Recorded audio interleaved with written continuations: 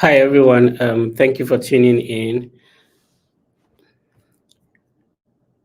My camera decided not to connect, so I had to use my webcam like that. So you're welcome to the TFE YouTube channel. If you're live on Instagram, you're welcome. You're live on X or Twitter, you're welcome. Do me a favor by sharing so that somebody else can join in live. And thank you for waiting.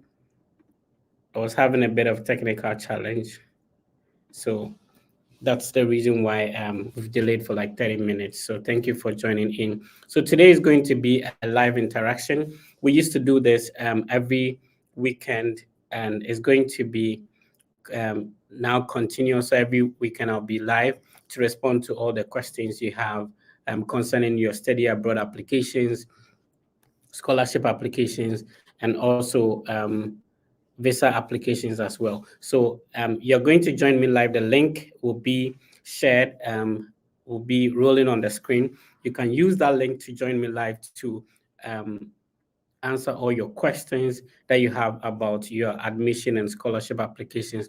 At the moment, the TFE team is currently, the Fed Effect team is currently working on applications for free for individuals with high school and also diploma qualifications.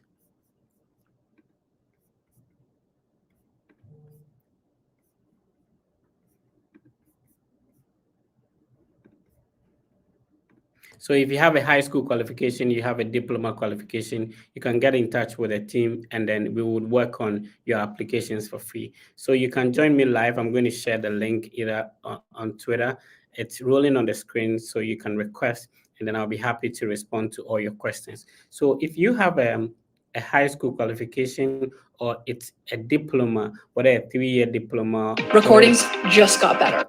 Whether a 3-year diploma or a 2-year diploma, you can get in touch with our team and then we'll be happy to work on your applications for you for free. Most of the universities we are applying to will not require any application fee. So my team would take your documents and handle the applications for you for free. So you can request and join us live. The link is being shared, so you can just click on it. It will be on StreamYard. And you can join me to ask all your questions. So let me know which country you're watching me from and what is the time in your country at the moment.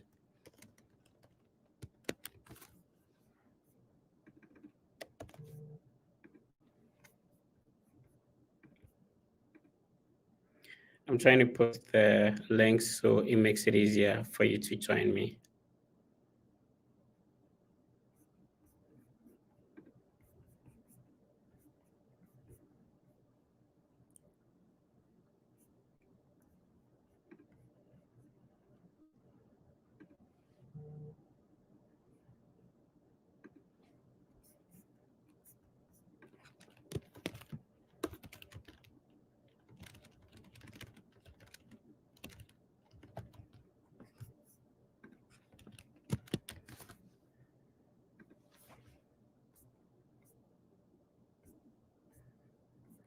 Right, so we're back. You can click on the link and then you can join me live. Let me know which country you're watching me from and tell me the time at the moment. If you join me, try and put on your camera so I'll be able to bring you on live. So the link to join will be on the screen, which is rolling. And if you click on that, you'll be able to join me so we can have an interaction. When you join, kindly put on your video so it will be easy for me to bring you on, and then you can ask your questions. So it will be 2 questions per person, and I'll be happy to respond to them. And you can also ask to come back again, even if you join. So Salifu, thank you for joining live from Ghana. It's 6 p.m. Okay, thank you for letting me know. It's also 6 p.m. in Nigeria. It's there not a difference in time between Ghana and Nigeria. Sierra Leone is 6:07. Thank you for letting me know. Gifty, Ghana is 6:05. All right. So yes, at the moment, the Fred Effect team would take your document, even if you had a D7 or E8, sometimes F9, some of your results are even being withheld. Most of the universities abroad would easily give you admission, so you can get in touch with our team. We are the only team that is doing this for free, and it takes a lot of work, but this is the best that we can do to also help people. If you also have a bachelor's degree and you're interested in a diploma, if you have a bachelor's degree and you're interested in a master's degree or a PhD, there is a mentorship program that you can also sign up to join so that we guide you through the entire process. At the moment, most of the universities have started releasing admission decisions. So if you've applied to any school and you're yet to hear from them, then you have to send them a message so that they will let you know whether that when admission decisions will be made as well. So I see Abdul, you're trying to join. If you put off your video, then I'll be able to pick you up. Hakim, Vic, and Enoch as well. Yes, Nyame Kofi, Nyame Junior. You said Fred. Can you do? Okay, I missed that. So you can also ask your questions in the chat. So if you're watching us live on TikTok, it's the Fred Effect. Share so that somebody else would also benefit from the knowledge that we are sharing here.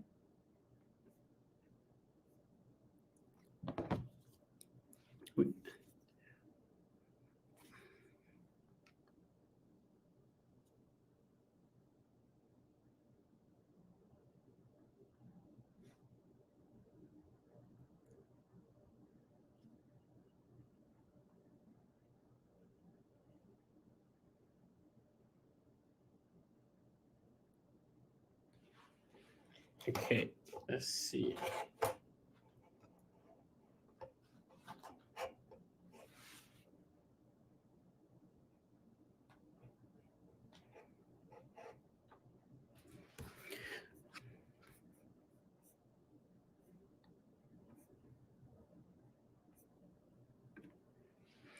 Let's see.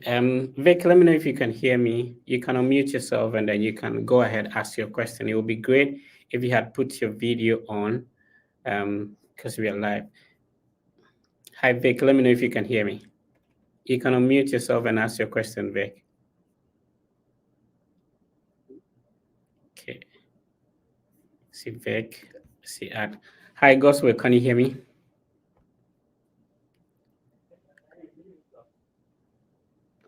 Hi, Goswell. Can you hear me? Yeah. Your voice is a bit faint. Hello, Goswell. I hear you. I can hear you, sir. Yeah, this is better. Is it okay if you put on your video? Sir, can you hear me? Yeah, I can hear you. Is it okay if you put on your video? Okay, there's no light here actually, except in 2 minutes time. Let me get to where there's light. No problem. You can go ahead with your question. Okay, my question, sir, is concerning applications for US. There are some schools that require the GRE and the TOEFL, Right. and for someone like me that have not written it, I'm a first class graduate in medical laboratory science, and I've started inquiring and trying to apply. I have other credentials like my transcript and CV and SOPs, but this GRE and the TOEFL and the IELTS, I haven't gotten it yet. These are to certain constraints. So I don't know if there are opportunities that I can, or a way to waive it if there's a need for it. And another thing is, if because most schools I see always have application fees. Although I've followed some of your videos and I've seen how to waive them, but sometimes there are delays in the response from the admission office concerning the waivers. So those are my two questions, sir. Okay, so let's start with the first one. The first one is about GRE or GMAT. So what happens is that most of the universities have a generic requirement on their website. So to be able to start your application in the first place, try to talk to the head of department and ask whether you can go ahead and submit your application and if you'll be considered for scholarship. So those are the first two things you need to ask. Now, the second thing is that when they respond, then you take that opportunity to ask for a waiver. So it may be that the university requires it, but based on you asking, you will get to know whether they can waive it for you or not. Now you have to understand that a lot of universities and programs would actually accept your applications for admission, and you don't necessarily have to sit for the GRE or GMAT. Now let's talk about application fees. So generically, some universities may not be waiving the same way. The most important thing is that you have to ask. So you ask and you give a reason why the application fee should be waived for you. There's also some instances where you can attend a webinar and then it will be waived for you. So thank you for joining Goodwill. All right, Amma, how are you doing?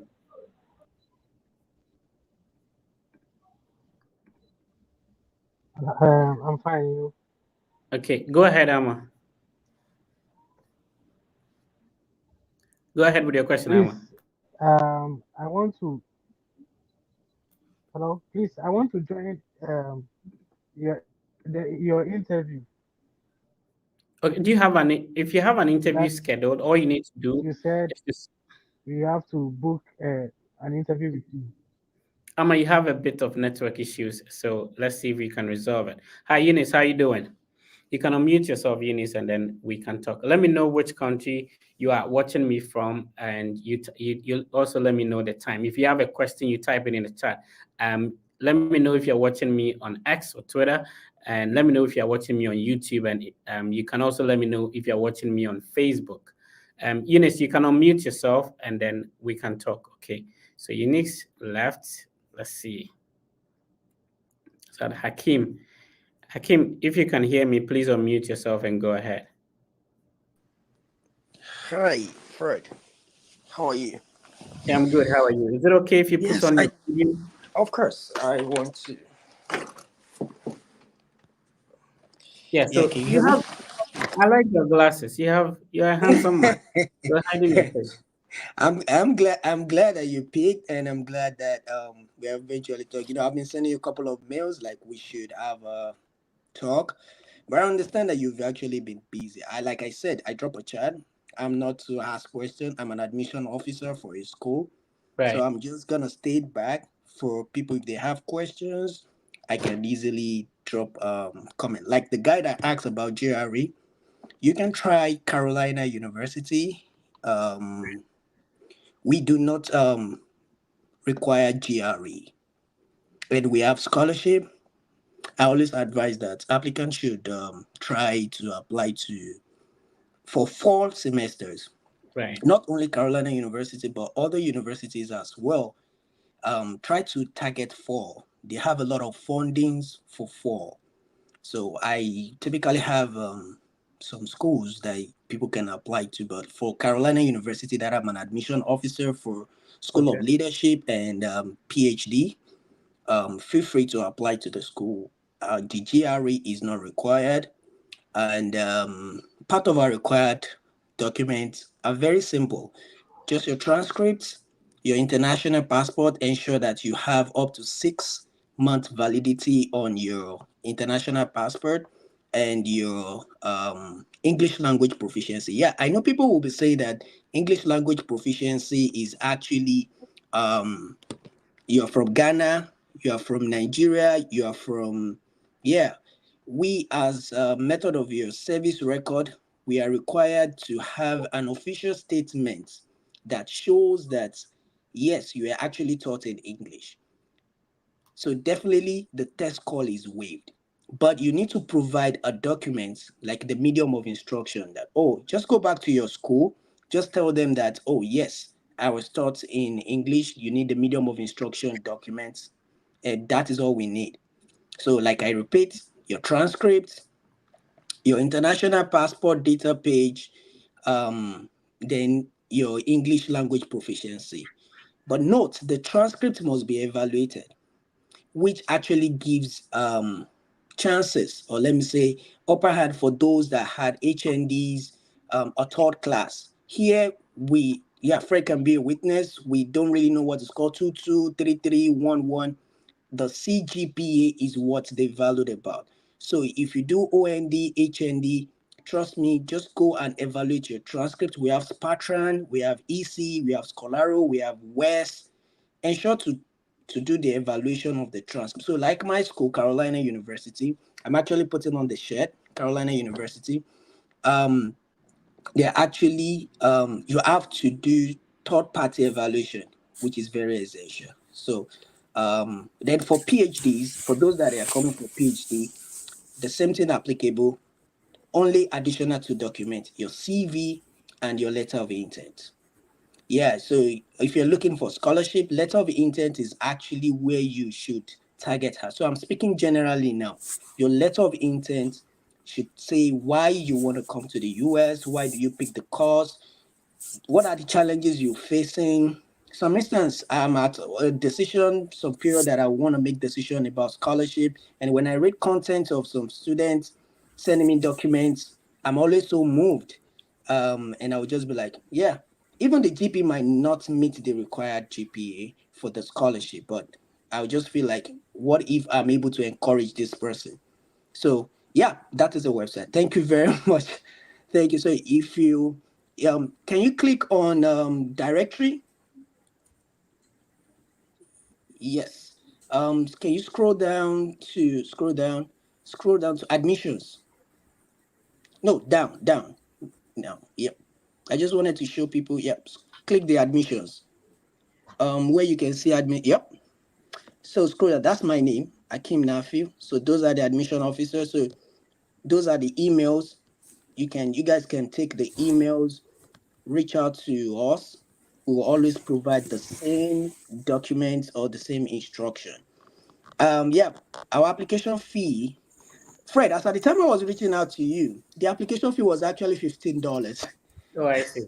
Yeah, but later it changes to 25. But currently, as I just last week, the application fee is $50.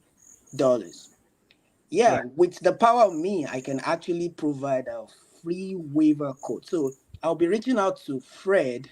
I'll send you an email for the code. I need to seek an approval for this, you understand? And you can make your next video by reaching out to people. So, but like I said, application fee is easy. Let me say, application fee waiver can be easy to be gotten. How are you able to complete the application process? That's always my challenges. People reach out to us that they need application fee waiver, but the story they're going to put make it seems like they don't have financial support. So even if I release the application fee waiver to you, how am I so sure that you will be able to complete the application process up to the paying the service fee, $360, Yeah. up to that path? So it's always a challenging. So this is just a general note, not only about the school, but if you're writing or seeking for application fee waiver, don't make it feel as if you do not have the application fee waiver, you cannot proceed with the application. You are actually sending a wrong, or let me say, a red flag, giving the admission officer the fact that, oh, if I release this, when it comes to matter of enrollment deposits, visa processing, this person is going to stalk. So try to conk your words in a way that it will give the direction to the admission officer that, oh, I actually wanted to get this. But if you can support me with this, I already have all this. There, my application fee waiver, my enrollment deposit is on, my up to my visa stage, and I have a good sponsor. But because my card is not working, I am unable to pay from here. Those are the things. I'm just trying to give you guys a scope on how to go about all those things. So, like I said, if you look at our programs, we have masters, we have PhD. I'm actually the admission officer for the PhD. So if you have any applicants that wants to submit an application for PhDs, they can reach out to you through me, anyone, or go to the website, send an email. Sure, they will direct you to the right path. You can submit this application yourself, and our application is actually within 15 minutes. What am I saying? 15 minutes? Yeah, 10 to 15 minutes, you're done. All you need to do is when you click on apply now, then you will see it's gonna be like a 4 porters. Undergraduate, yep, graduate, doctorate, and then dual enrollment. So for instance, somebody coming for graduates, you click on the graduates portal. Once you click on it, it's going to tell you to create what's it called? It's going to tell you to create an application portal. So this is actually a temporary portal. So once you create just your first name, your last name, your email, and your password. Once you create that, then it's going to tell you to log in again. So once you log in, you complete the application notes. This portal, you will not be able to upload any documents. So it's just like those people that does expression of interest for candidates. So it's just like you expressing your interest, like, oh, I have all this, I have that, I have this. So once you're able to complete the application process, submit, then it's going to ask for you to pay your application fee. Once you pay that, you are allowed 24 to 48 hours for the application to synchronize into our system. And the admission officer, whoever the admission officer is going to reach out to you. Hey, Fred, I received your application. My name is this.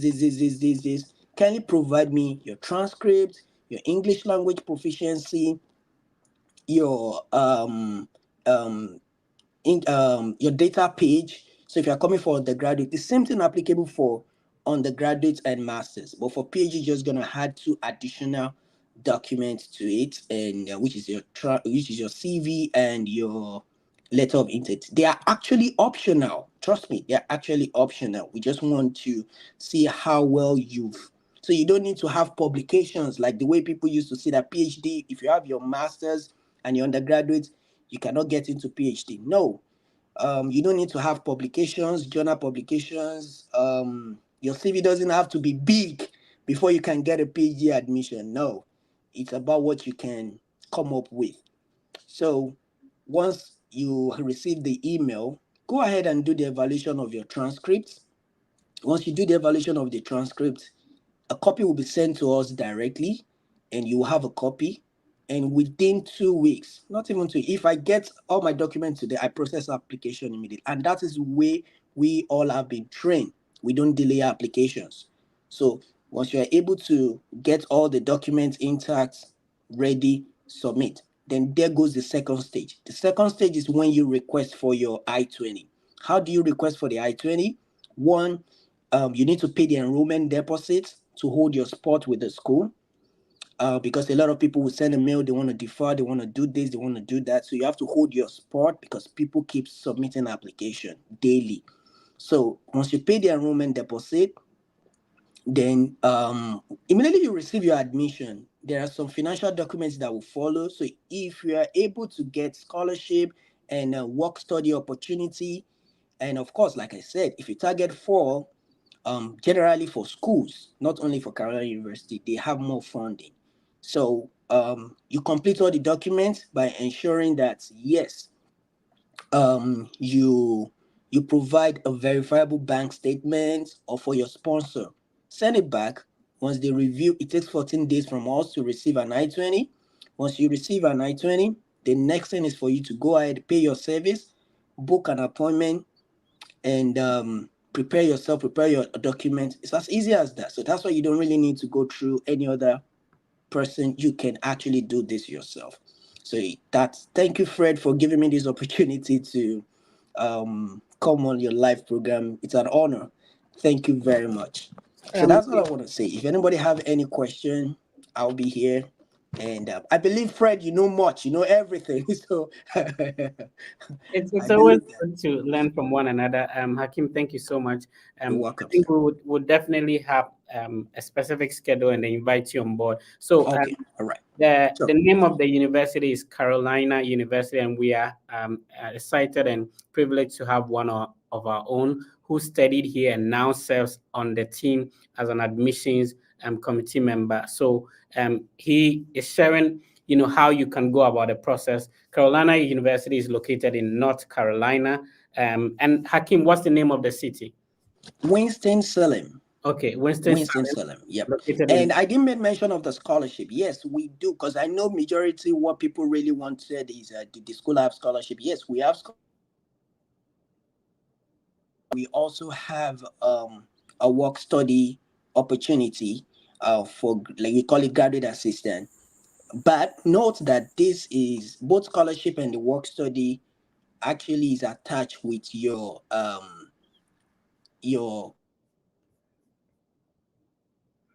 final grades. Yep, your final grades. I mean, after evaluation. So if you have 5 point, let's say you're on 3.40 or 5.0. So you know that 3.40 needs to be converted to the US standards. That's after evaluation. So both actually attach with your. That's just then somebody asked a question, how much is the tuition deposits? So tuition deposits is actually $200, and you need to pay this in order to get your to proceed to the I-20 stage. So let's say you say after the admission you receive all the documents, you provided the bank statement, you fill all the forms back and you send it back to us. Without the enrollment deposits, the admission officer will not process it because you have not owed your spot. So, and it is a non-refundable, but it is one-timer, meaning that if you pay the 200 and you come back the following day, or you want to defer, you are not paying that $200 any longer. So it's just a one-timer. Great. Yep. So, Hakim, thank you so much. Welcome. So we take questions from other people. You can direct the question to Hakim, and you can also ask a generic question. So North Carolina University, located in North Carolina. So let's talk to someone. Nyamiche, you've been on for some time. Nyamiche, kindly unmute yourself, and then let's have your question. Okay, Mr. Fred, good evening and good afternoon wherever you are. Thank you.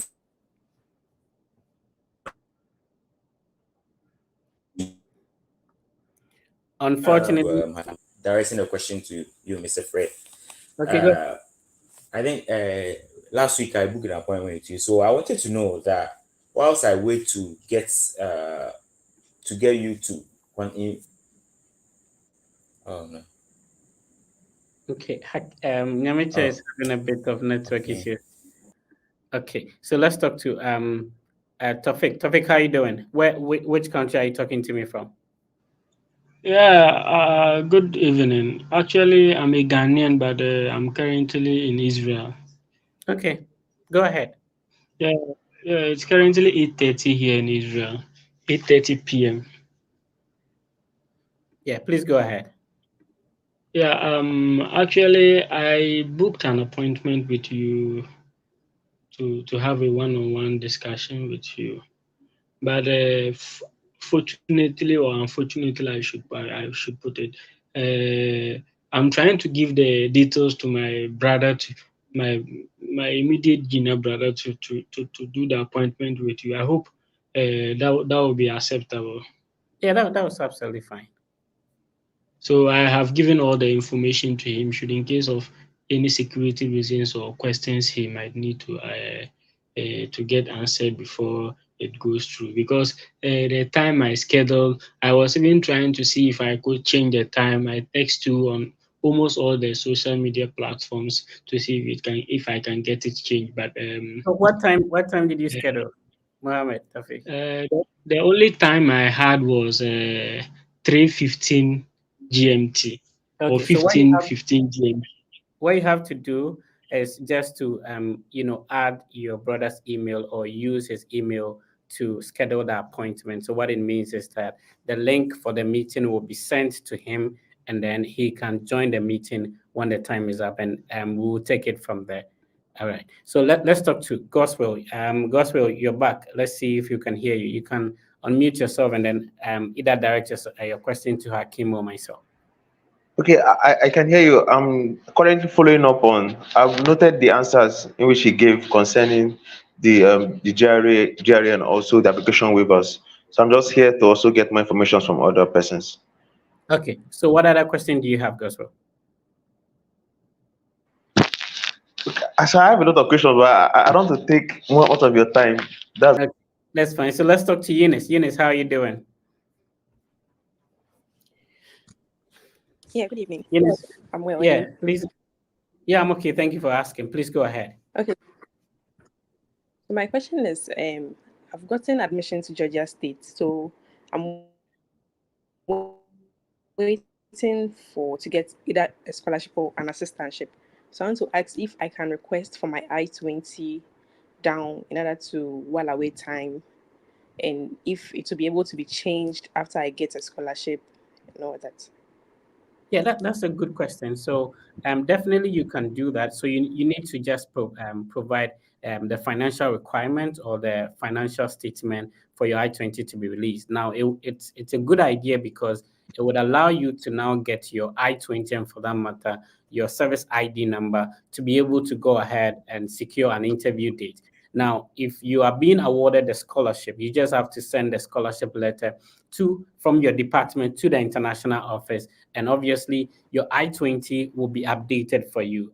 Hopefully your service ID remains the same, and then that is it. You use the new I-20, which contains the scholarship to now go for the visa interview.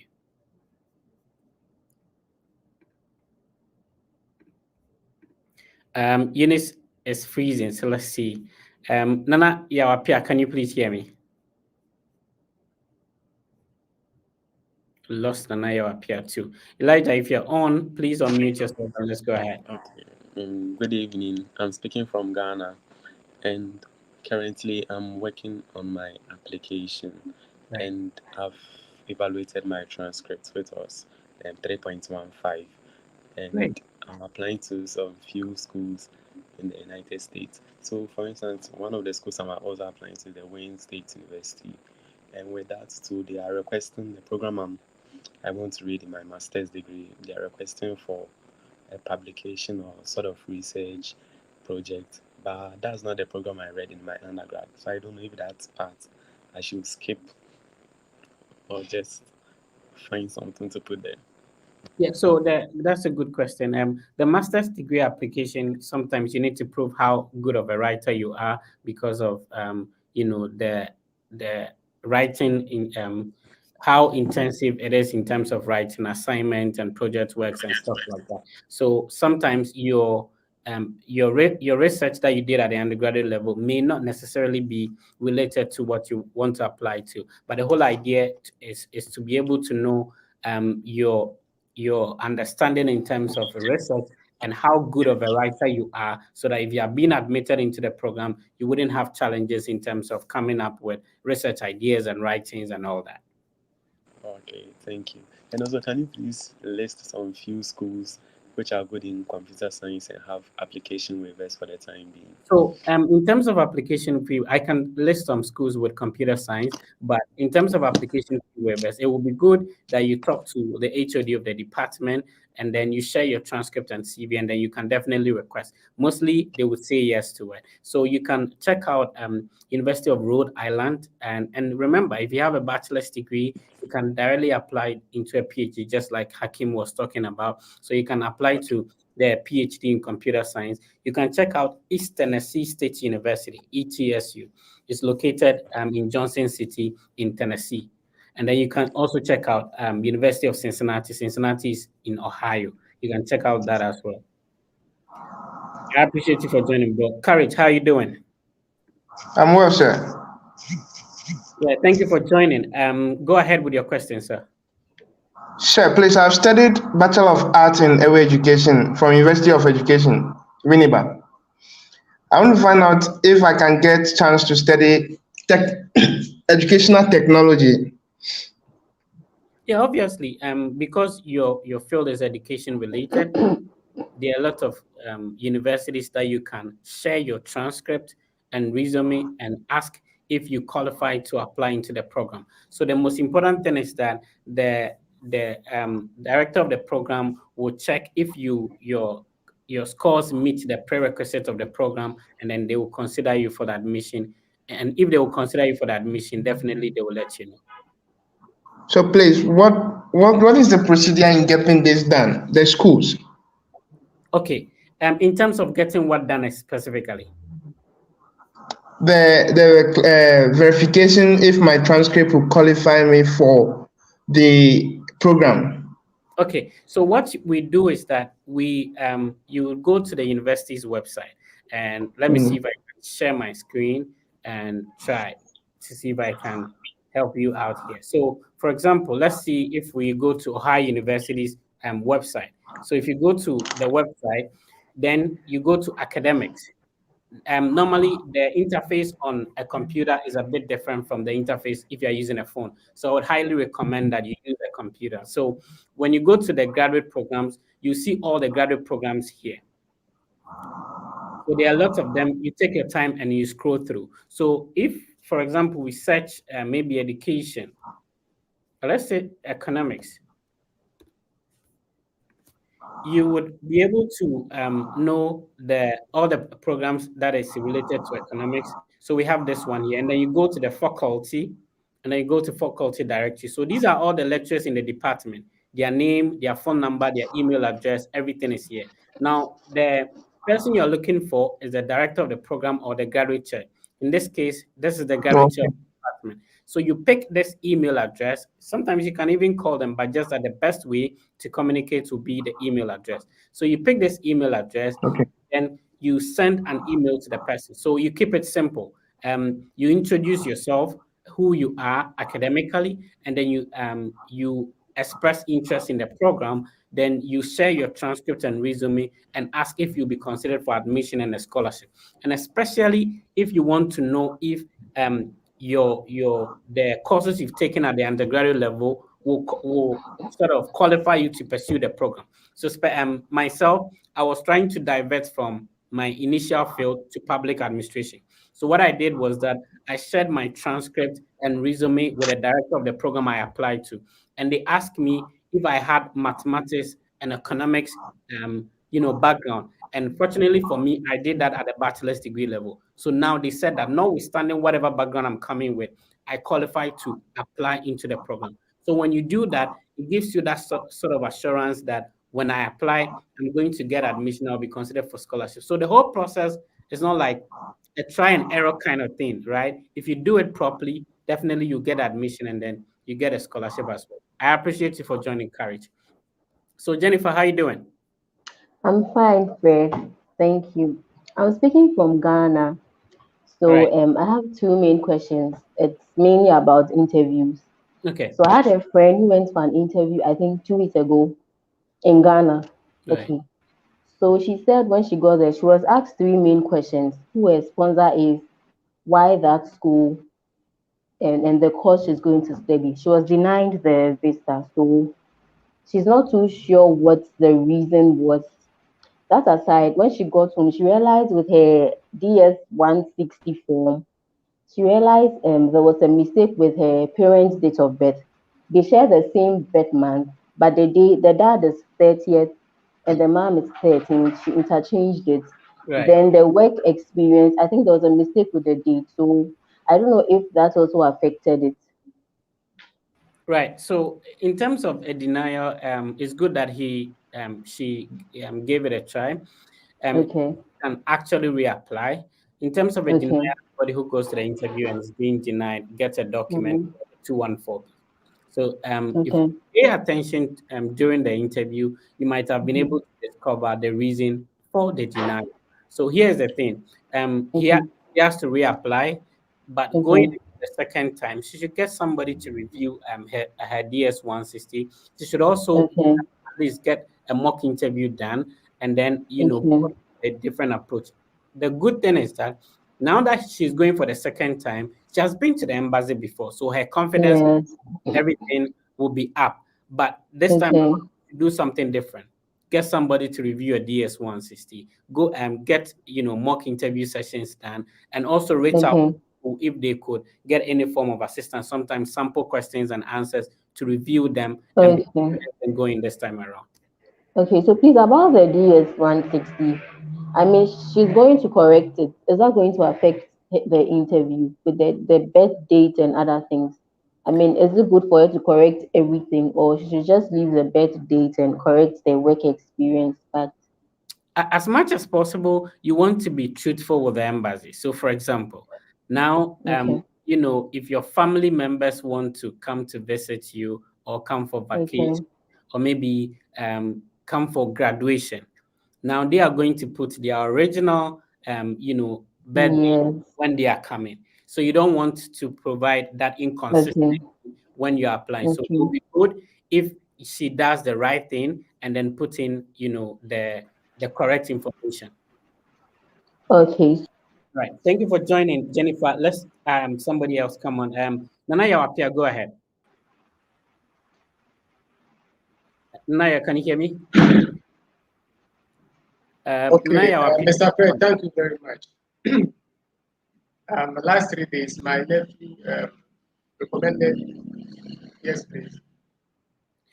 Okay, Nanaya, you still have a challenge with your connection. So let's Please, can you see. hear You still have a challenge with your connection. Is it possible if you could secure a stable connection, then we can get to talk? It's quite unfortunate. Musa, salam alaikum. Alaikum salam. Yeah, please go ahead. My friend, good evening from this part of the country, Ghana. Right. In fact, I've applied for, I think, a number of schools. So as I speak right now, I've obtained some admission. They are working on, what do you call it, the scholarship. I was given some duration. I don't know whether it's advisable to ask them. It means I need to be ready. So you said it's advisable to do what? Can you repeat that? I've obtained an admission. Right. One of the universities I've applied. So I contacted my advisor, academic advisor, and he said they were working on, what do you call it, the scholarship. Okay. I want to find out whether it's advisable to maybe keep on maybe asking whether it is done or. Yeah, I mean, you can definitely ask if politely, when you should expect, the admissions, but definitely they will let you know when the letter will be out. Sometimes it takes up to somewhere March or April thereabout for funding decisions or admission decisions to be released. So definitely you can ask politely, and they will let you know when the admission decisions will be made. Yeah, thank you very much. All right. Hakim, do you want to add something to this? He has applied to a school. Is it advisable to consistently be asking when the admission decisions will be made? Well, this is a one. Can you hear me? Because I got disconnected. Yeah, I can hear you now. Well, this is actually a brilliant question because from generally, you are meant to even send a request. Trust me, no question is stupid, or let me say, no question is wrong. Feel free to send a follow-up email to the admission officer. That is why we all had there to assist applicants. We believe that applicants do not know how this thing works, but you have to compose a nice email that will show your concern. Hi, dear admission officer. I trust this email finds you well. I actually submitted my application on so date and I've presented all my documents. I'll be glad if I can receive an update concerning my application. Visa interview a challenge in my country, and hence that is the reason I have been trying to follow up with my application. I'll be glad for a process. So the admission officer is mandated to reply to you concerning your admission. We'll tell you the stage where you are. We'll tell you if a document is missing. You are not the only one submitting an application. So definitely there are lots. And at the same time, a well-structured school should send a follow-up email at least twice in a week to their applicants. So it is very, very essential. If they are not sending you follow-up, you reach out to them and they will provide a follow-up for you. And I just want to ask, I just want to add to what, I don't know, the last person that talked about DS-160. I'm always on the opinion of telling applicants, do not rush to submit your DS-160. This DS-160 form is, when you submit, it's like this. When you submit an application to a school, the US government do not know you. They don't know who you are. Two, When you receive an admission, then they started getting to know who Mr. Fred is, for instance. Now, by the time you now pay the service fee, you have automatically registered yourself to the system. Now, when you complete the DS-160, it's like you telling them who you truly are, your name, your date of birth, who your dad is, who your mom is, what you've been doing, the year you started your education. And this is what the visa officer is going to use to ask questions. And I always tell applicants this. Note, they are all psychologists, especially when they know your economy factor, like what is happening in your economy. Try as much as you can to be truthful, but at the same time, packaging. That's why I always tell people, package yourself very well. Do mock, like prepare yourself and do not cram. People who send transcripts to me, like I should help them to proofread. I'll tell them, what about your own circumstances? For instance, somebody that is going for an F1 visa, you are seeking an advice from a B1, B2 applicant that got his visa. You are definitely asking the wrong person. Trust me. What the person only knows is the idea. Oh, they're going to ask you why are you going there. But note, as a B1, B2, when you're coming to the United States, you are very, very limited. You cannot even go to school. But for F1, you are coming to the school, and what they have at the back of their mind is, are you coming back to your country? Yeah, that is a lag terms between a B1, B2, and an F1. They want to know that if you are coming back. But trust me, F1 has the, let me say,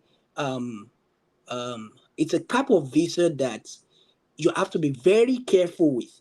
So for instance, again, you are seeking a transcript for somebody that went with his or her family, and you are a single applicant.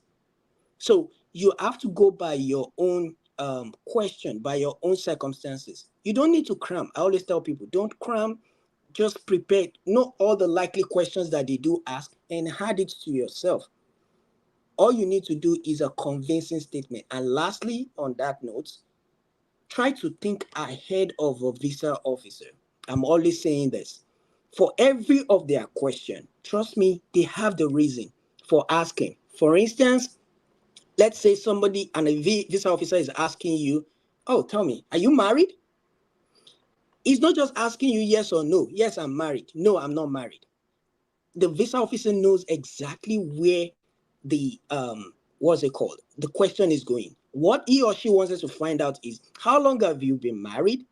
Do you really have a bond in your marriage that can say that yes? So the way I will answer that question, oh, thank you very much. I'm married and I've been married for over 4 years and I'm blessed with 2 kids. They're actually here in Nigeria or even in Ghana. They're actually here and my wife is into this and that and this. So definitely they're not following me right now because of the nature of the job of my wife. My wife is actually a banker and is so challenging. I'm a career person and I want to further my career in business analytics. And this is essential because of the nature of my job. I work with Globalcom Nigeria Limited, and this is very permanent. As a matter of fact, I have my study leaves that states that I must be back by the time I'm done with my program. So it just, I know it's a story for another day. If I keep talking, we'll keep talking, and people will not be able to ask their question. But like I said, think ahead. Any question is not just a question. They have where they are going. They will not lead you on. They will just ask you a question. You just need to think ahead of them. Thank you.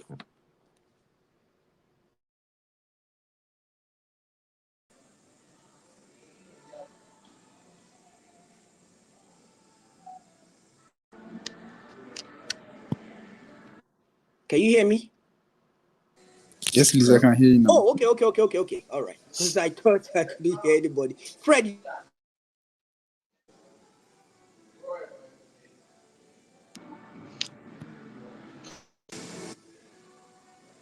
Fred, you're on mute. You mute. Arthur, go ahead. We can hear you. Okay. Good evening, everyone. My name is David, and I want to apply for logistics and transport course outside, but I don't know which school or which university to apply to, and if you can assist. I'm sorry, I didn't get your question. Can you please repeat? So I was asking, I want to apply for logistics and transport outside the country in Ghana. I'm in Ghana, but I want to know which school is ideal. So you have a bachelor's degree, so you're looking for a master's. Is that what you're asking? Exactly. Yes. So, Yes. so your bachelor's degree is in Ghana, logistics and transports. Sorry. Oh man, I'm losing you at a point. So Okay, let's logistics and transports.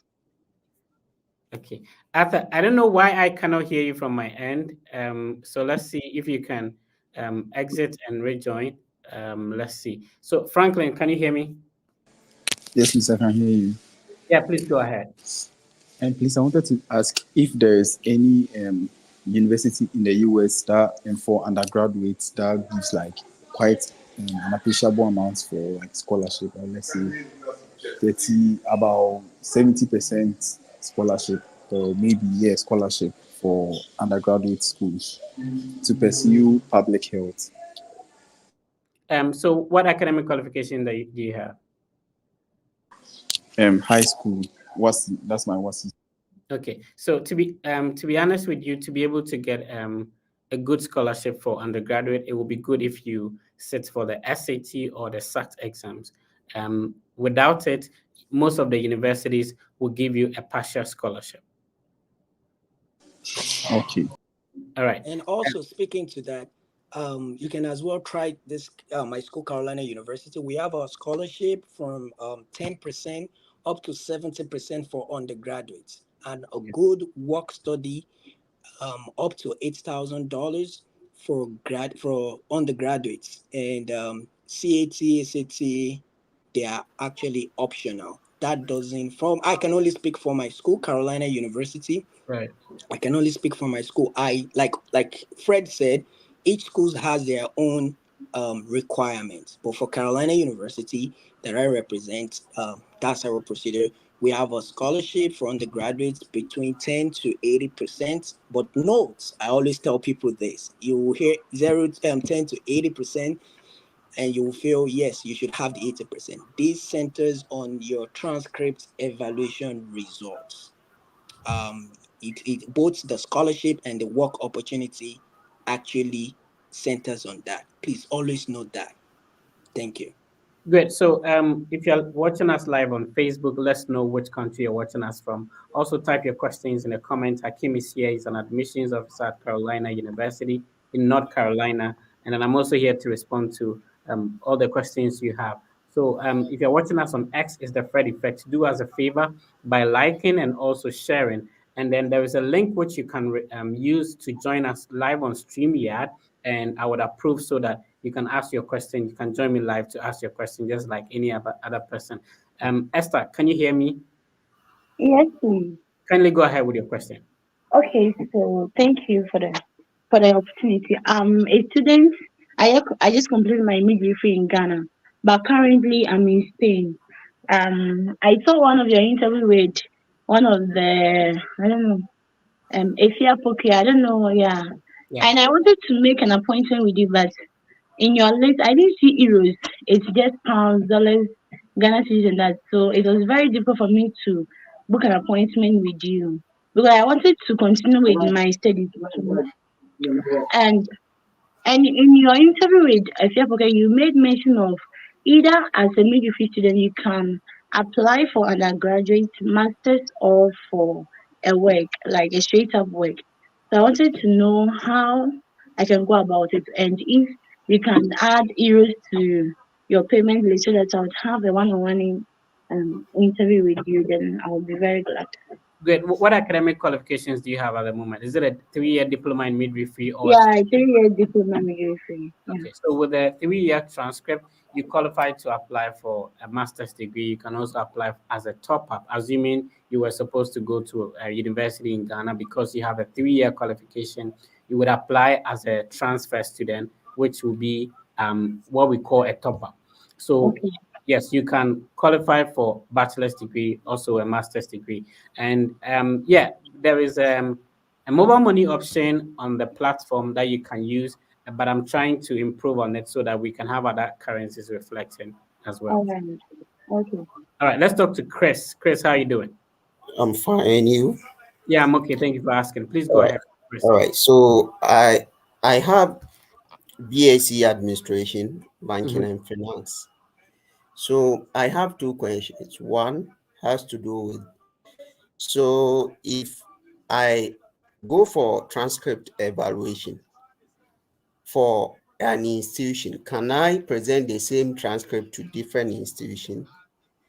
And Yeah. two, okay, two. We can take it one after the other. All right, all right. Yeah, so of course the transcript evaluations, a lot of universities, like Hakim's University, require the evaluation. So yes, mostly what happens is that you can actually ask Wes to directly send the transcript to the university on your behalf.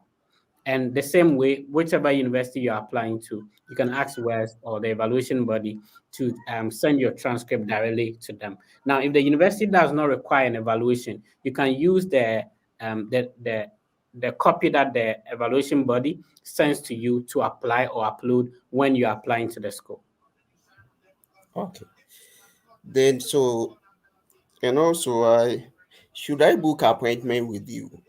If you want to have a private conversation, so mostly not everything can be discussed on social media. So if you want to have a private conversation or one-on-one, then yes, it will be advisable you do so. I appreciate your time, brother. Let's talk to Patrick. Patrick, how you doing? Hi, Patrick. You can unmute yourself so we can hear you, Patrick. It's I don't know, for some reason there's a bit of noise coming from. Okay, we cannot hear you, Patrick. Sorry. Elizabeth, please go ahead. Patrick, if you're able to fix your connection, and we can bring you on board. Elizabeth, go ahead. Sir, good evening. Yeah, good evening. I can I'm hear you. talking from. Oh, okay. I'm from Ghana, and I Okay. did early childhood at University of Education, Winneba, and Mhm. I want to apply undergraduates in any of the schools, and I want to know the requirements that they need. Is it my transcript, my recommendation letter, and the passport and valid email address? And I want to know, do they would they ask for a qualification, like let's say maybe if you have first class or second class upper or third class or pass before you will be required? Hakim, would you want to respond to that? Yes. So thank you, Mr. Fred. Elizabeth, it's very easy. Yes, please. It's very easy. All you need to do, I will just give you 3 basic steps. The first one you need to Okay. do is um your documents. So your transcripts Okay. needs Okay. to be evaluated. Now, what program did you Okay. say you graduated from?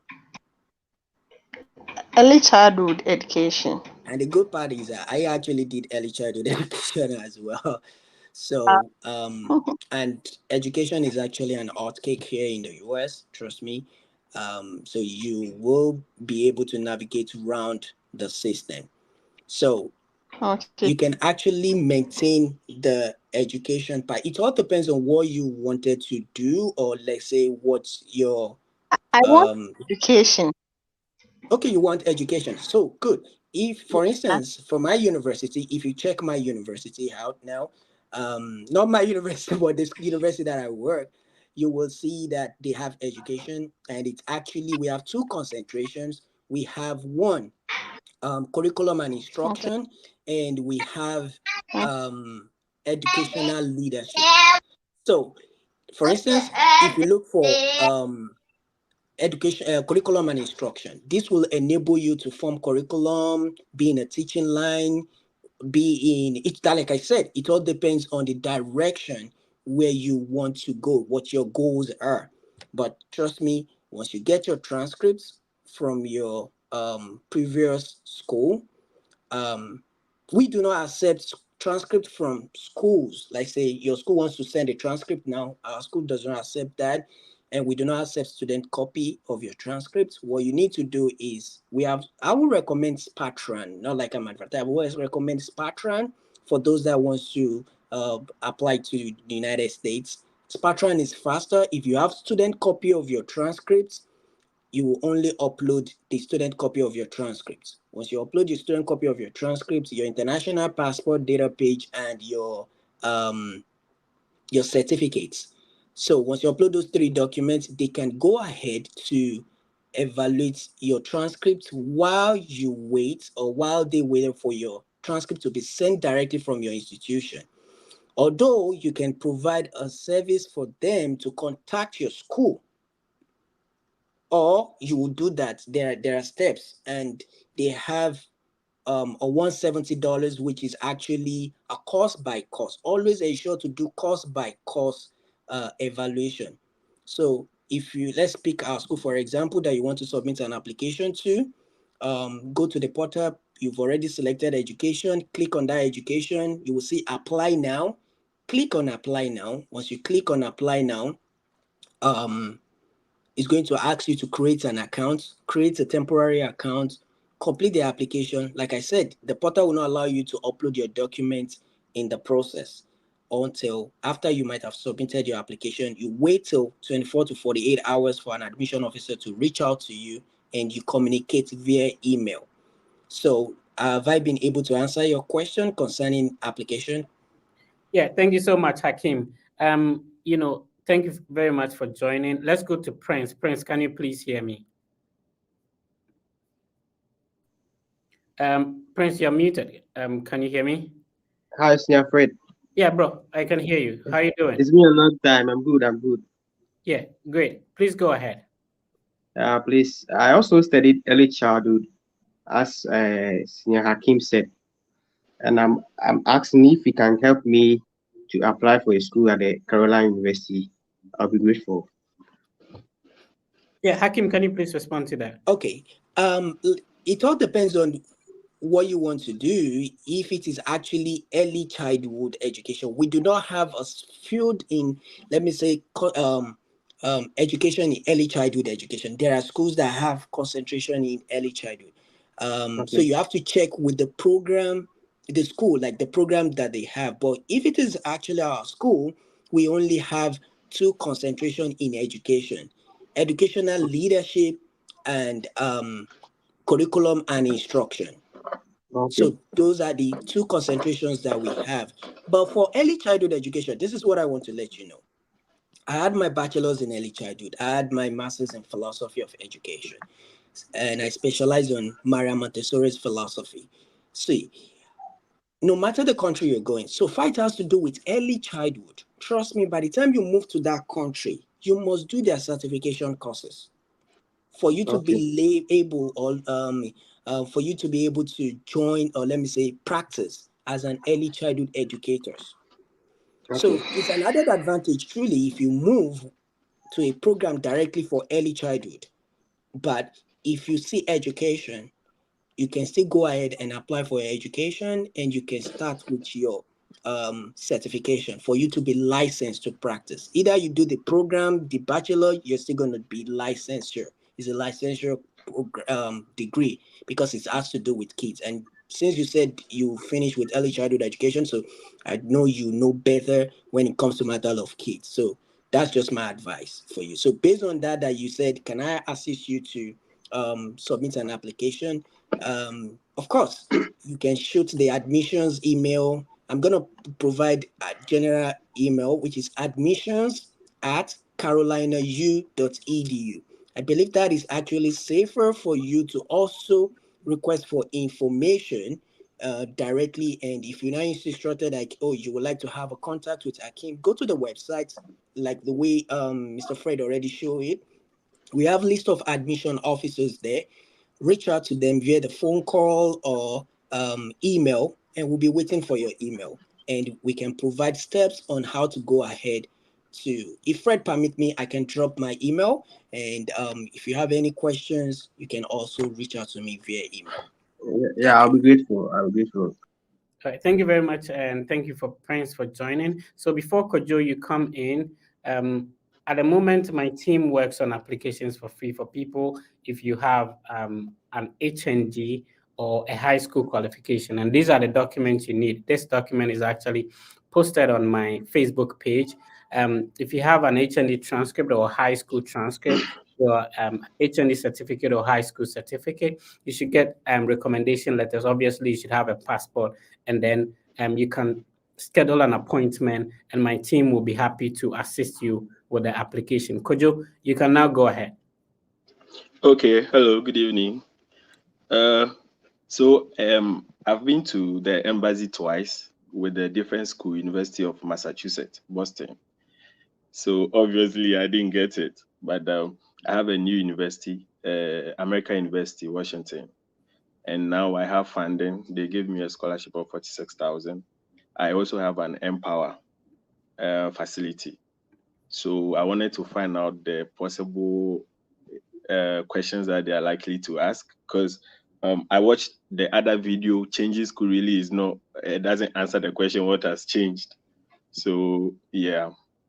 Yeah, it's good that you tried a different school. So the good thing is that sometimes people go with one story or one profile, and they repeat the same thing without changing anything. So it's good that you decide to change something up. Now this is an improvement, and a typical question is like, what has changed? You'll be able to address that the school has changed. This time around it's another school, the funding level has changed and all that. So if you have an interview date scheduled, I do have a WhatsApp platform that we meet 4 a.m. every day Ghana time to do to sort of help you with mock interviews and stuff like that. And you'll be able to prepare, get opportunity to get your DS-160 reviewed. There is also Argo Visa. I have a connection with them, so you can also schedule a meeting with Argo Visa, and then they'll be able to assist you, especially because they are former visa officers, to prepare. But you should be confident. You've been there before, so it shouldn't be a problem. This will be like since it's your second attempt, you already know how the formalities works at the embassy and stuff like that. But most importantly, get your DS-160 reviewed. Be able to respond to the question of what has changed from your previous application, and then be confident and you're good to go. And remember, the document that you're given, which is the 214B document, it actually states generic reasons. This document is actually given to everybody who is being denied. So it states some of the reasons why people get denied. Remember to take your time, go through all of them, and see if you'll be able to respond to questions, or your qualification or your profile actually satisfy all these criteria, and I think you increase your chances of getting approved. Thank you for joining. So you have to simply send me an Instagram message. I'll send you a link to the WhatsApp group, and then we are good to go. So the Okay, Instagram thank you very much. So the Fred effect. Thank you. Lawrence, how you doing?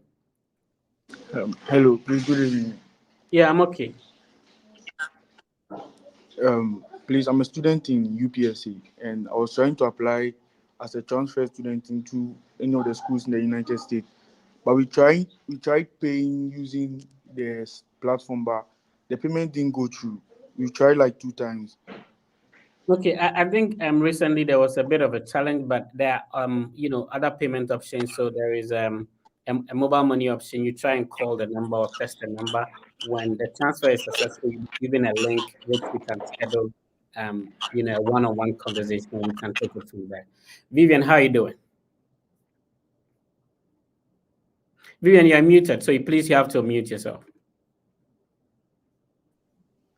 Hello, good evening. Okay, just give me a minute. So to be able to join us live, the link is shared on Facebook, it's shared on Twitter, it's also shared on YouTube, so you can easily click on the StreamYard link and you join us live in the studio, and I'll bring you on board. You can also type your questions in the chat, and Hakim is here. I'm also here. We'll be happy to respond to your questions. So if you're watching us on Facebook, let us know which country you're watching us from. If you're watching us on X, what is the time in the country you're watching us from? If you have a question, please type it in the chat.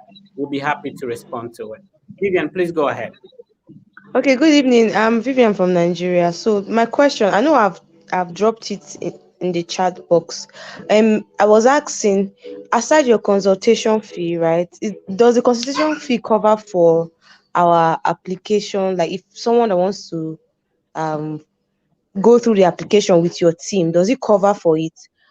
If it doesn't, can we know the range? And do you also process admission for someone that is seeking scholarship because I'm a BSc graduate. Because you mentioned something like it's free for HND and something like that. So I did BSc and I want masters, and I'm also looking for the scholarship option. So I don't know how your team can help, and like, does the consultation fee cover for the application process? So I Right. don't know. So that's a good question. So for if you have a bachelor's degree, you want to go in for a master's or PhD, my team offers a mentorship program. So we get to meet 30 minutes every week to help you through the process until your visa is approved. So you actually do the applications on your own, but we assist with which universities that are highly, recommended in terms of scholarships, what programs to apply to, reviewing of your documents, your resume, your statement of purpose, and all that. So it's a weekly meeting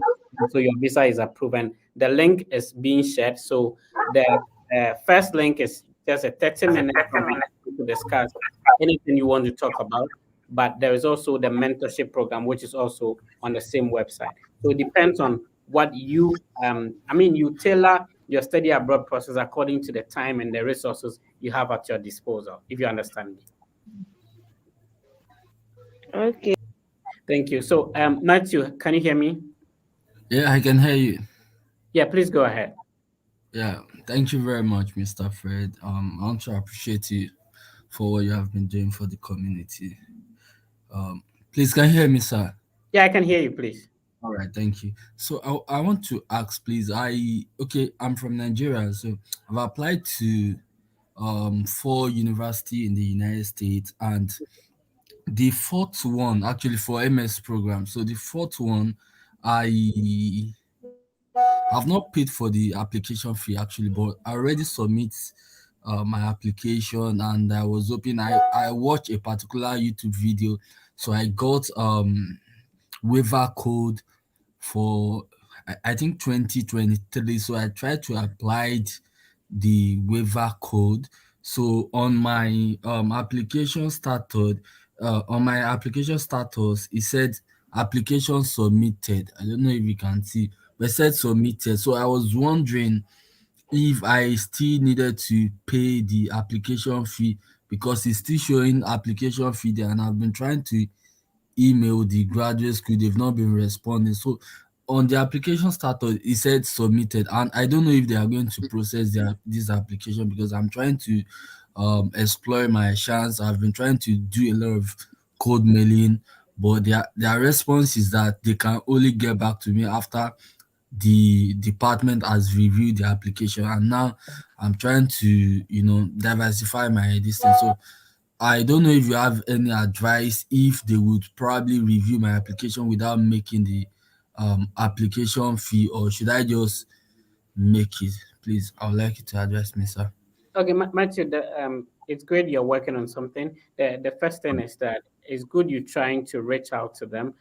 Recently, there has been heavy snows, and sometimes when the weather is very extreme, schools close down and all that. So it might be one of the reasons that you're trying to reach out. Another thing may be that sometimes the way you type your email will warrant whether there should be a response or not. But there are a lot of offices you can reach out to. So one, the admissions office, that is great. Two, the department you're applying into. So you can reach out to the head of the department you're applying to. Three, you can also reach out to the international office. So any of these offices, at least three, should be able to respond to your email and let you know the way forward in terms of whether the application has been submitted. But obviously, if it was correctly submitted, you should be able to, you should receive an email indicating that you have actually applied to this school and all that. But of course, try and reach out to them. And even if you can get in touch with a current student who is also an African, they can also help you in this regard. Let's talk to Vincent. Vincent, how are you doing? I'm great, Mr. Fred. Good evening. Good evening. Thank you for joining. Sorry for the dark background. Yeah, no problem. Listen, give me a minute. Hakim, did you want to respond to person there? I lost the person. I didn't get the question. Okay, he was saying that he has submitted an application. The application shows submitted, but unfortunately, unfortunately, he doesn't know whether it has actually gone through because there was an application fee waiver and all that. So if a student, how does a student know whether his application has been submitted or not? So thank you for that. So once you submit an application, you should receive an email to, like the email you use to register the account. You should receive, like, what do I call it? Should I say a backend email confirming your application that you have successfully submitted an application. However, if you do not receive that email and at the same time your page is not showing that you have submitted the application, all you need to do is send an email. You can take a screenshot of that page and send an email to the admissions department and tell them that, hello, I submitted an application. Unfortunately, I didn't get the notification to my email. Can you confirm to me if my application has been submitted? Right. So that's just the two ways you can go about confirming if your application has actually been submitted. I hope I answered that. Awesome. Thank you so much. So let's talk to Vincent. Vincent, please unmute yourself and let's hear you. Mr. Fred, please, I would like to ask, are there a lot of schools out there probably you can study masters in data science, or if even a PhD is available? And please repeat your question. I'd like to ask, I'm finding it difficult probably locating schools who are offering a straight PhD from a bachelor's end for data science. Oh, there are a lot of universities. If you have a pen and a paper, I can actually give you a lot of them. So obviously, you would want to look at MIT. They have a business analytics program which is related to data science. You can look at University of Michigan, which is located in Ann Arbor. University of Michigan in Ann Arbor. You can also look at University of California at San Diego. There is also Columbia University, and then New York University as well. They have a data science master's in data science program. You can also check out University of Washington. Washington. Yes, and University of California at Berkeley. So University of California, Berkeley too, is super helpful. I'll take another question. Do you have a second question? Yes, please, I do. Let me say, I'm struggling a little bit with my transcript evaluation. I actually booked a one-on-one session with you, I think 2 months ago. All right. So when you say struggling with transcript evaluation, what exactly is the challenge? My school is actually delaying in the second confirmation of the transcript they sent. Right. So I think yesterday I had a status update change on my platform from West that they have sent the second confirmation. So I'm waiting for them to finish. But I don't know if probably it will affect my application because I was targeting this for, but I think for the look of things, I'm not sure it's going to be possible. No, some universities still have their admission deadlines in February and March and sometimes in April. So, whenever, the documents are ready, you can definitely get universities. So you have to check their deadlines. Now, sometimes this is very important. Sometimes the deadline might be over, but you can still request if you can submit your application. Let's say the department wants maybe 25 people to apply. Now, at the end of the admission deadline, they received only 10 admissions, which means that the website says that the deadline is over. You can email the director, and the director will tell you that, still go ahead and apply because we can still review your application. So the whole process in terms of this study abroad thing actually lies in communication. Right, you can see an information on the website, but you can still confirm when you send an email to the university or the director of the program. All right, let's talk to Patrick. Patrick, let's see if we can hear you this time around. Right. Good evening, Fred. Good evening, sir. Keep up the good work, you and Hakim. Right. Fred, I'm coming from a technical background. I studied architectural technology at KNUSC. I'm looking for an opportunity to see if I can pursue BIM technician, plumbing, or building services, or perhaps design and piping. Are there any colleges or universities that offer these courses where we can jump on any of the opportunities available? Can you repeat your qualification and the program you want to? Diploma in architectural technology. Mm-hmm. And then you want a And bachelor's degree or master's? oh, if it's a bachelor, if it's at still a college or diploma level, fine. We can still pursue. So you have, Plumbing, building services, Patrick, BIM let's understand technician. qualification very well so we can help you. So All you right. currently have a 3-year bachelor's degree in what? No, it's a diploma in architectural technology. Okay, so a 3-year diploma in architectural technology. No, two. It's a 2-year Okay. program I pursue. Mhm. So And it's a you, diploma in architectural technology. and that's your highest academic qualification, or you have a topper? That is my highest academic qualification. Okay. So if it is 2 years, it means that you can use the 2 year to apply to a bachelor's degree or a top up if you Okay. Because your 2-year academic qualifications may not qualify you for a direct master's degree. So you want to use that to apply as a transfer student, or you can use that to apply to a master's degree. And what program did you say you're looking for? Architectural technician or technology, or BIM technician, plumbing, or building services. All right, great. So one good school that I'll recommend to you, they will give you they require no application fee to apply. They will give you an automatic $15,000 of scholarship. It's located in Missouri. It's called Missouri S&T University. And just like I said, if you have a diploma or a high school, my team can actually take your documents and help you with the application. So you can schedule a meeting, but of course, if you want to apply on your own, please check out Missouri. It's very easy to apply. You don't have to pay any application fee. It's called Missouri S&T University. The city in which it's located is called Rolla, Rolla. And then the state is Missouri. So Patrick, please check out that school. But of course, we can schedule a meeting as well. Ken, how are you doing?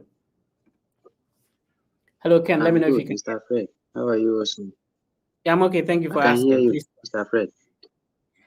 Yeah, please go ahead. Thank you very much. I'm an SHS graduate. Okay.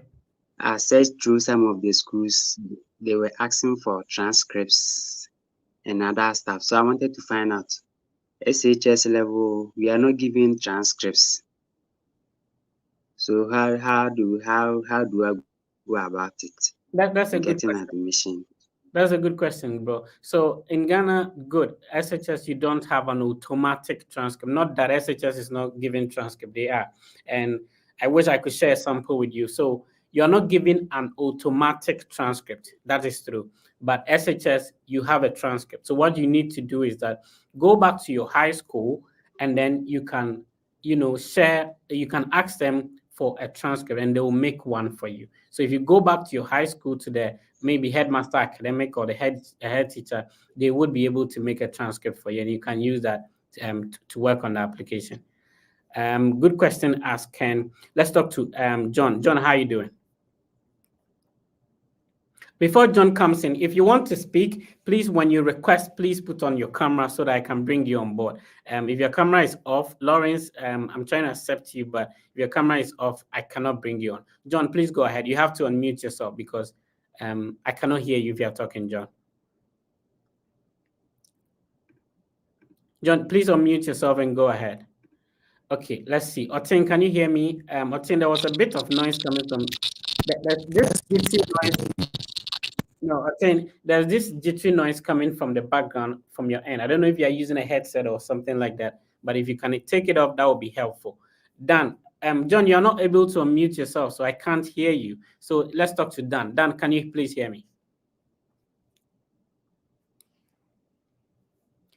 Dan, please unmute yourself and go ahead. Okay, I'm Dan from Ghana. Right, go ahead, Dan. Please, I would like to know, is there any other schools that do not require evaluation of transcript? Yeah, or one can apply without the evaluation? A lot of them. So the Please, first can you give me a list? Or yeah, sure. The first, of course, it would depend on what program you want to apply to. The first university I attended, Ohio University, they do not require evaluation. The second university I attended, University of Kentucky, do not require evaluation. You can check out Purdue University. They do not require evaluation. So not every university requires evaluation. So there are lots of them. So if you're able to like help me out with what program you want to pursue, that would actually help me in terms of giving you a list of schools that have the program so that you can apply without having to go through the evaluation. So thank you for joining. Dan, let's talk to Nana. Nana, can you please hear me? Yes, please. Nana, go ahead. Please, good evening. Good evening. How you doing? Firstly, I want to thank you very much for your help. And okay, Nana, I think Nana has network issues. Okay, Damiola. Yes, good evening. Did I get your name right? Can you pronounce it again? My name is Damilola. Damilola. Okay, yeah. okay, great. Okay, yes, thank you so much for this opportunity. Yeah, I have two questions. And there was a time, sometimes last year, I think I chatted you, but probably you had a lot of messages, so you could not respond. Yes, I got admitted to New Mexican University, Island University, NMHU, last year. No, but the admission, you know, people are learning here. Let's get the name right. New Mexico State University. Is that it? Island, and New Mexico Island University, New Mexico Island University. Okay. Yes. Okay, so the admission came in late last year, around 2023. It came in. Okay.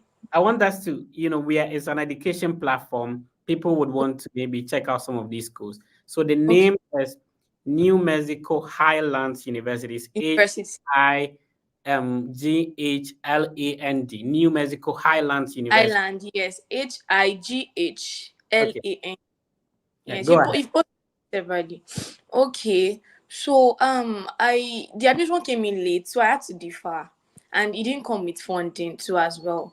So after deferring, I was asked to send some documents, including proof of funds, which I already did. Since last year November, I deferred to fall 2024. So until now, since last year in November, that I sent all those documents that was required of me. I have not, I've been asking for my Form I-220 so that I can proceed with my visa to the visa stage. And I was told that they do I-220 in the order in which they receive. So I still mailed them last week concerning it, and still yet they just told me that when I have a visa appointment date, I should let them know that. They can't tell me when it's going to be ready. So I really don't know what I can do about that, because the dates are, in fact, from my friends that they are processing their visa already. They said, in fact, there are no dates available for now. Like, the dates available are for September. So I'm just worried, because I feel the earlier the better, and I'm not really getting a positive response from them. They're just saying that, and when I get a visa appointment date, I should let them know. And that will go ahead once I've not been given Form I-220.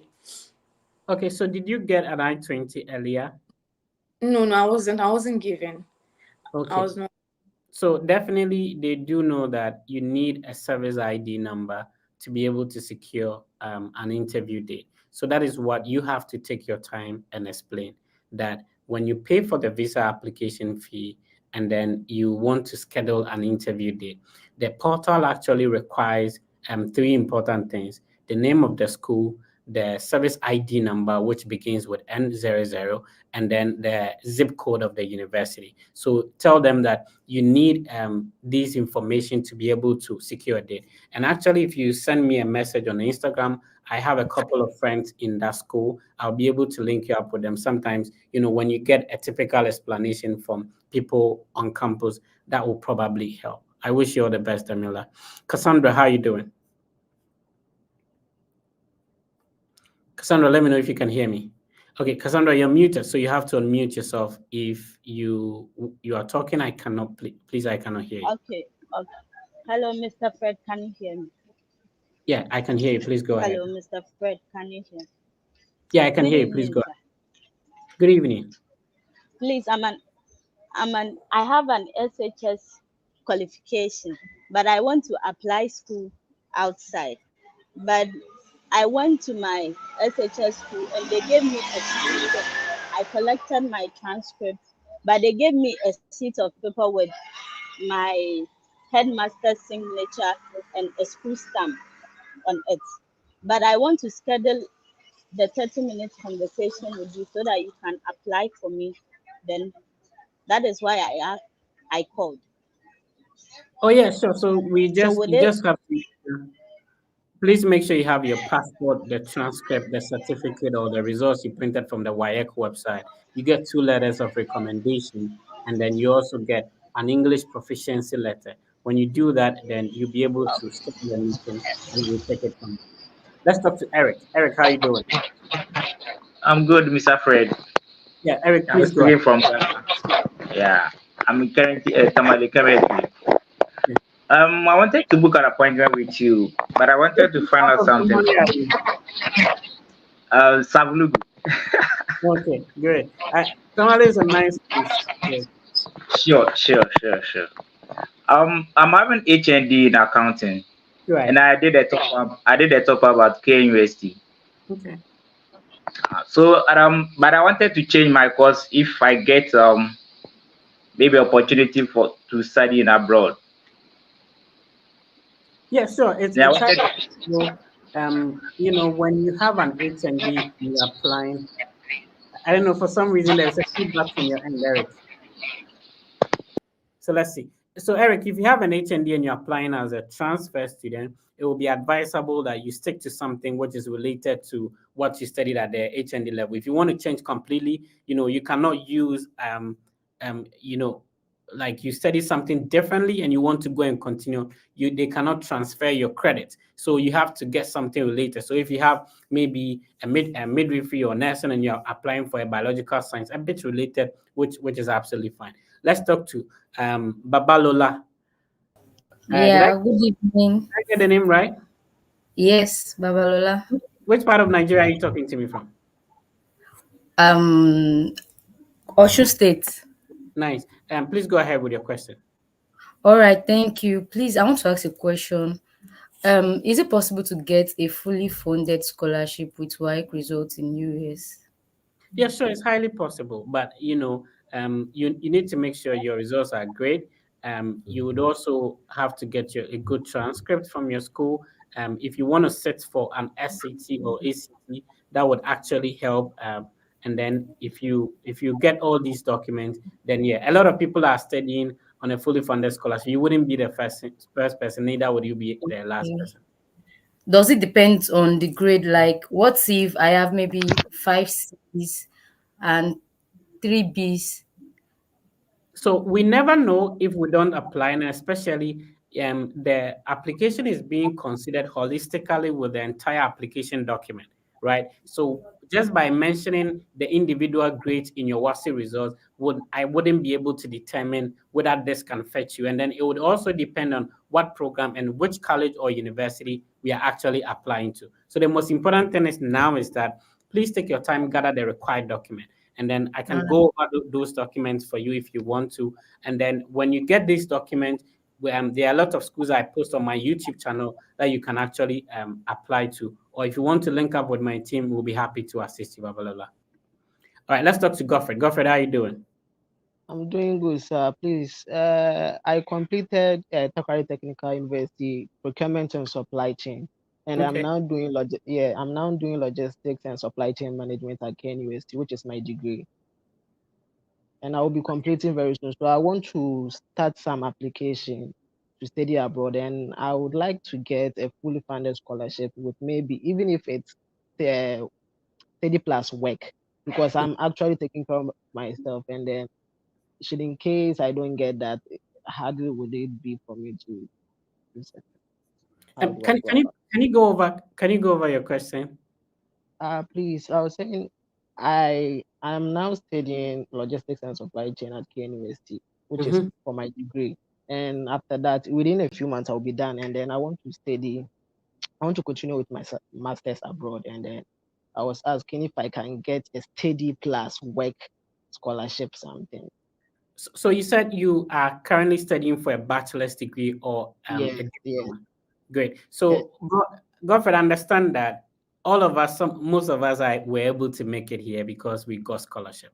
Now, what happens is that if you position yourself well and then you do the application very well, target the schools that will give you the scholarship, yes, you should be able to get. Understand that the scholarship is mostly a job. So as a student, you are employed as a teaching, research, or graduate assistant.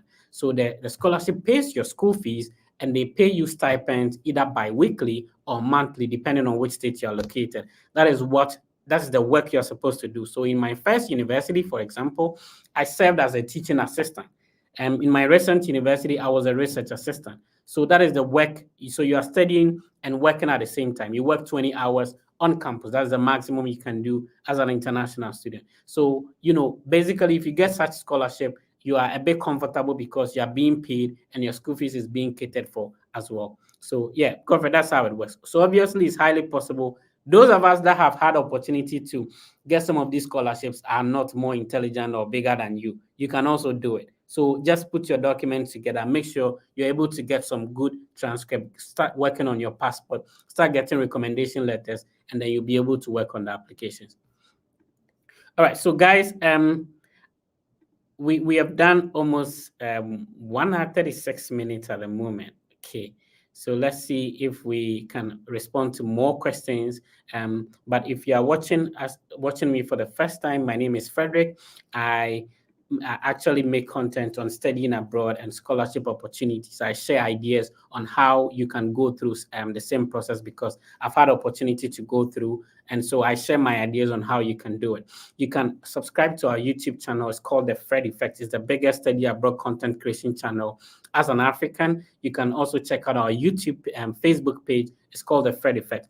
If you want to send a private message, it's on Instagram. Search for The Fred Effect. It's verified. And then you can send me a private message over there and I'll be happy to respond. On the screen, if you check, you'll be able to schedule a private one-on-one conversation if you need assistance to go through the process. So let's see. Yes. So if you need assistance, you can actually schedule a private one-on-one conversation using this Seller platform, and I'll be happy to assist you. We are the only team that is currently helping people for free. So if you have a bachelor's, if you have an HND or a diploma, or if you have a high school qualification, even if you have a D7 or E8, sometimes some of your results may be withheld. They are actually not all schools though, but there are actually universities and colleges out there that will still consider your your document and give you admission and a scholarship. So my team is happy to assist you with that. And we started this, but we paused for some time. At the moment, every Sunday, same time, we'll be live on all our platforms, and then you can actually request to join and ask all your questions. There are a lot of universities that are waiving application fee. If you still want to study abroad for fall 2024, you're not too late. You can still work on your application. In the comments, let me know which country you're watching me from. I'm going to start answering some of your questions that you ask on Twitter and also on Facebook, on YouTube at The Fred Effect. Just try and share so that somebody can also benefit from the rich ideas we are sharing here. So this is Ando. You said I have a bachelor's. So Ando says that I have a bachelor's in agriculture, and I would like to know if there are universities in the US that offer entrance scholarships to MS applicants in agriculture-related program. So yes, Ando, I recently posted a list of public funded universities on my Facebook page that actually have agriculture-related programs that you can apply for. Let's see if you can answer more questions. Mr. Fred. Yes, go ahead, please, Hakim. Yes, based on agriculture, the applicant should check AT&T. It's also in North Carolina. Okay. AT&T, University of North Carolina, AT&T as well.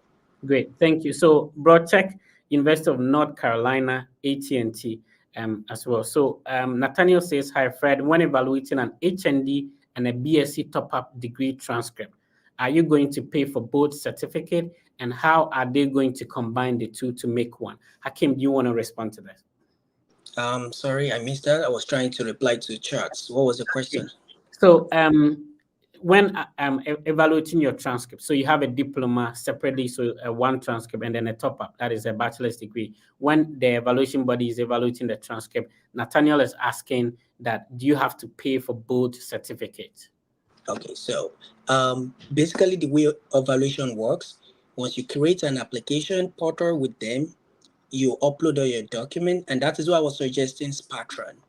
Spatron will allow you to upload your student copy of your transcripts and your certificates. They will go ahead to evaluate all your academic, and you will only pay one time. So for instance, if you pick the 170 USD evaluation, which is actually 10 business days, they will go ahead to start your evaluation process. You just need to add all your schools.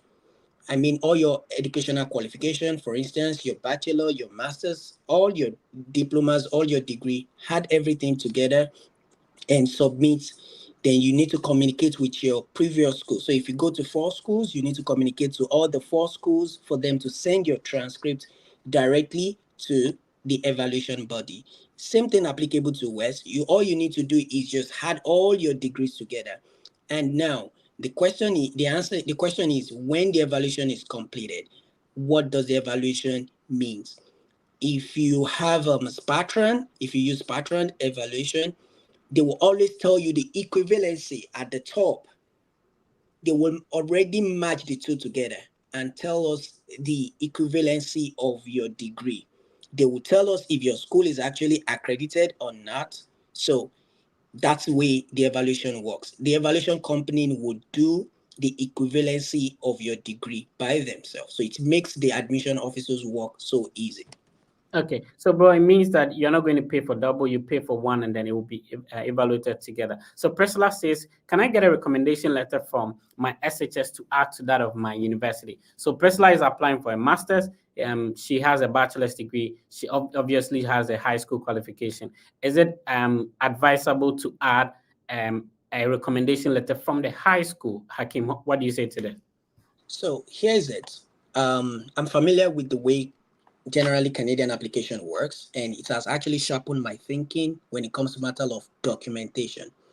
I always say this: provide any additional documents you believe will go very well to your advantage.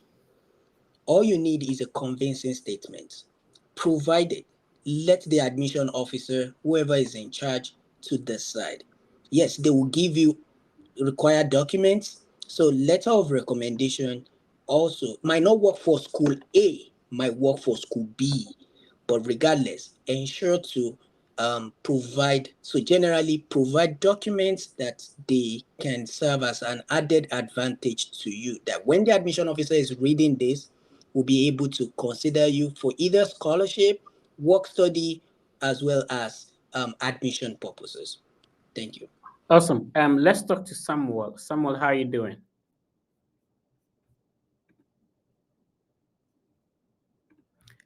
Samuel, you're muted, so please you have to unmute yourself. Yeah. Okay. Thank you. My name is Samuel from Ghana. Mr. Fred, I have some issue to discuss with you. First of all, I applied for one of the university at US, Ohio University, and actually they give me my document I-20 to fill it. But my problem is they asked me to find a sponsorship. I get a partial scholarship from the school. The university is Kent State University College. Thank you. Go ahead. And the I-20 document, I actually filled everything, but my sponsor, that's my problem I have now. A person is supposed to sponsor, because when I call my school and ask them that, is it important to get a sponsor, and they told me yes. And actually, I'm finding it difficult about my I-20 because I don't understand one of two things there. So if only you can help me about that. Yes. Let me understand your specific question. What exactly do you need help with? I need help how to fill my I-20 document. Is it how to do what? To fill my I-20 document, my documentation about the I-20. Okay, let's get it clear. So it means that you want to fill the financial support form or a financial affidavit, which you attach a financial document for the school to release your I-20. Is that what you're saying? Or you've gotten the I-20 already? Please, let's make it clear. I got I-20 already. You I've have the gotten the I-20. I-20 already. You have the I-20 already? Yes. Okay. Yes, So Mr. Fred. you mean how to complete the DS-160 or what? Because if you have the I-20 already, the only thing you need to do is to sign it. Yes, but there's a portion of affidavit. Okay, Samuel, you're confusing me. So here's the thing. The I-20 document is the 3-page document that you get from the school to start your visa processes, right?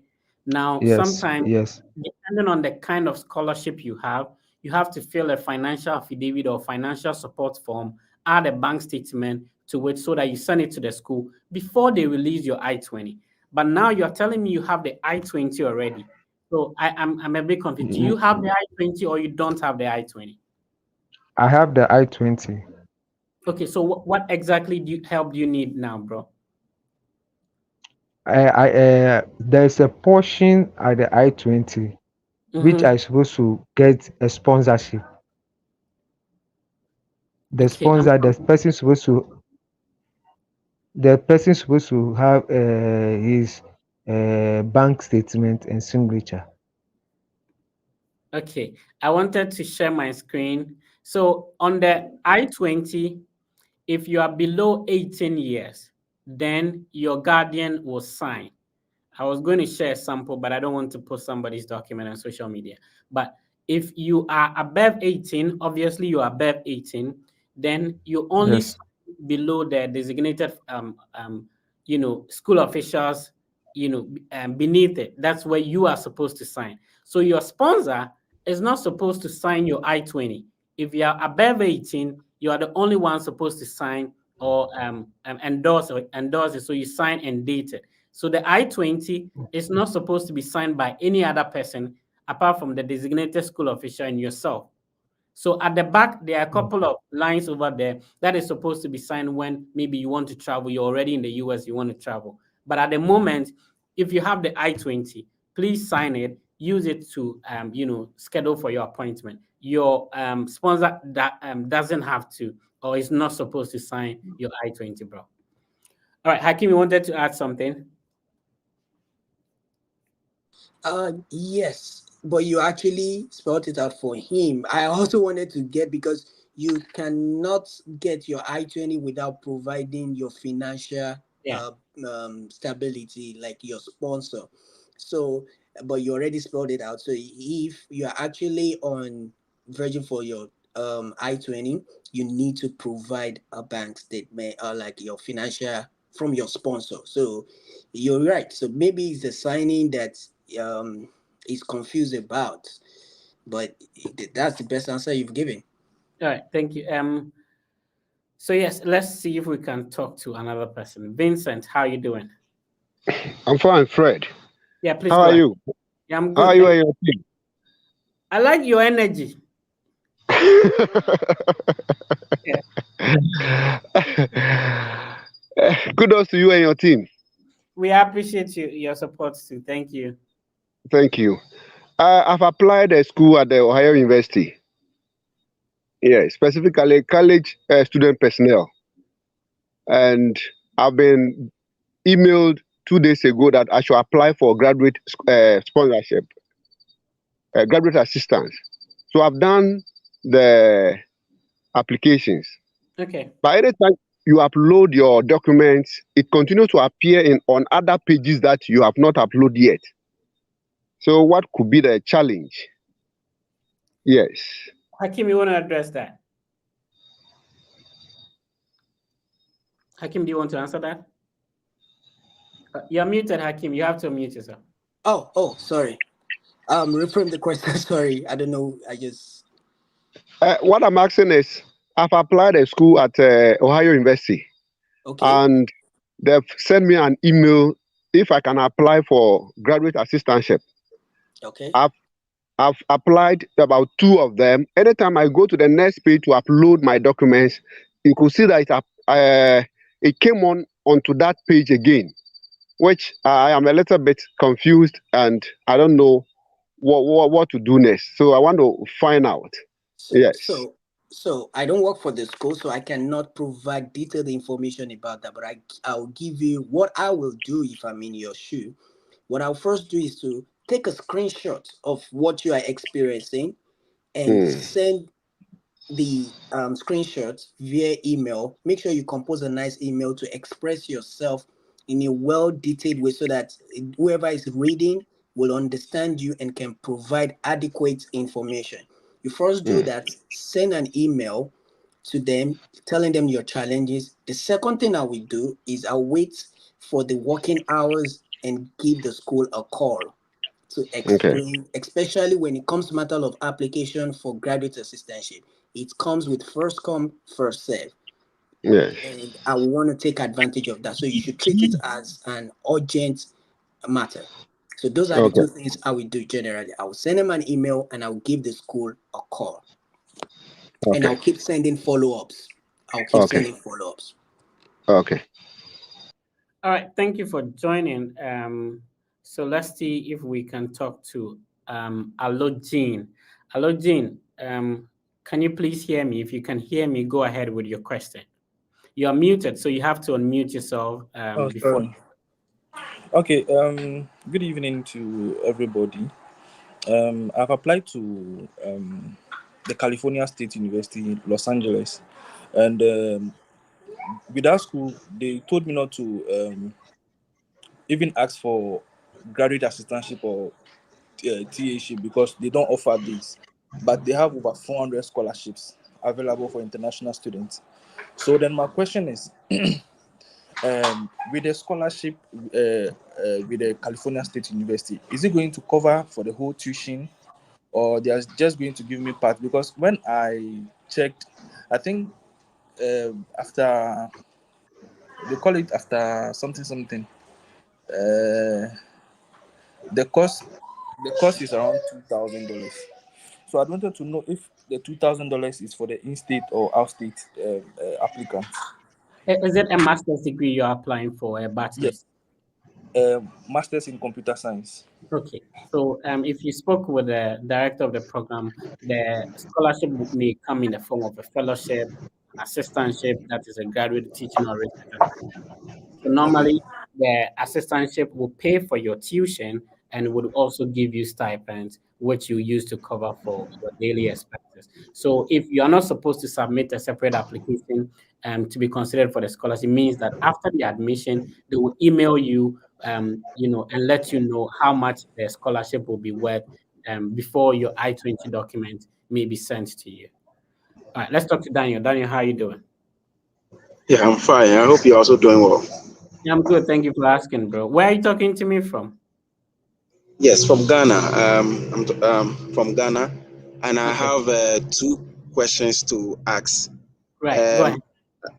I just graduated with 3.2 with Bachelor of Art in Public Administration, and I wanted to do finance, a master's in finance, but I don't know if there's any school can accept, since I don't have a background, even though I did accounting I have a background in accounting, but I'm wondering if I should start a process, if any school is going to accept me to do masters in finance, since I'm trying to develop that. That's a good question. So the good thing about graduate school is that you do not necessarily have to have to get a background in something before you can study that. So you can switch at any point in time to any field. However, sometimes it will be worth it if you email the director of the program, share your transcript, which has all the courses you did, with the director, and ask if you can apply and if you be considered for scholarship. So initially, I said that when I wanted to apply to public administration, I had to email them because I had a different background, and so I wanted to find out if, based on the qualifications I have, I can fit into the program. So with public administration, it's highly possible that you have a financial management background that would be very helpful. So please email the school you want to apply to and then ask if your background fits into the program, and they would be happy to admit you, bro. All right, let's see. So we are almost wrapping up. We have like a couple of minutes. Let's see if we can talk to another person. Abdullah, how are you doing? I'm doing good. Please, my name is Abdullah from Ghana. All I would right. like to hide my face more. Which part of Ghana are you talking to me from? From Pristia, West Ridge. Go ahead, Abdul. Please, I have had my admission, and like the process is complete. Everything is complete. I have gotten my visa and everything. But now one problem is that the school has already started, and my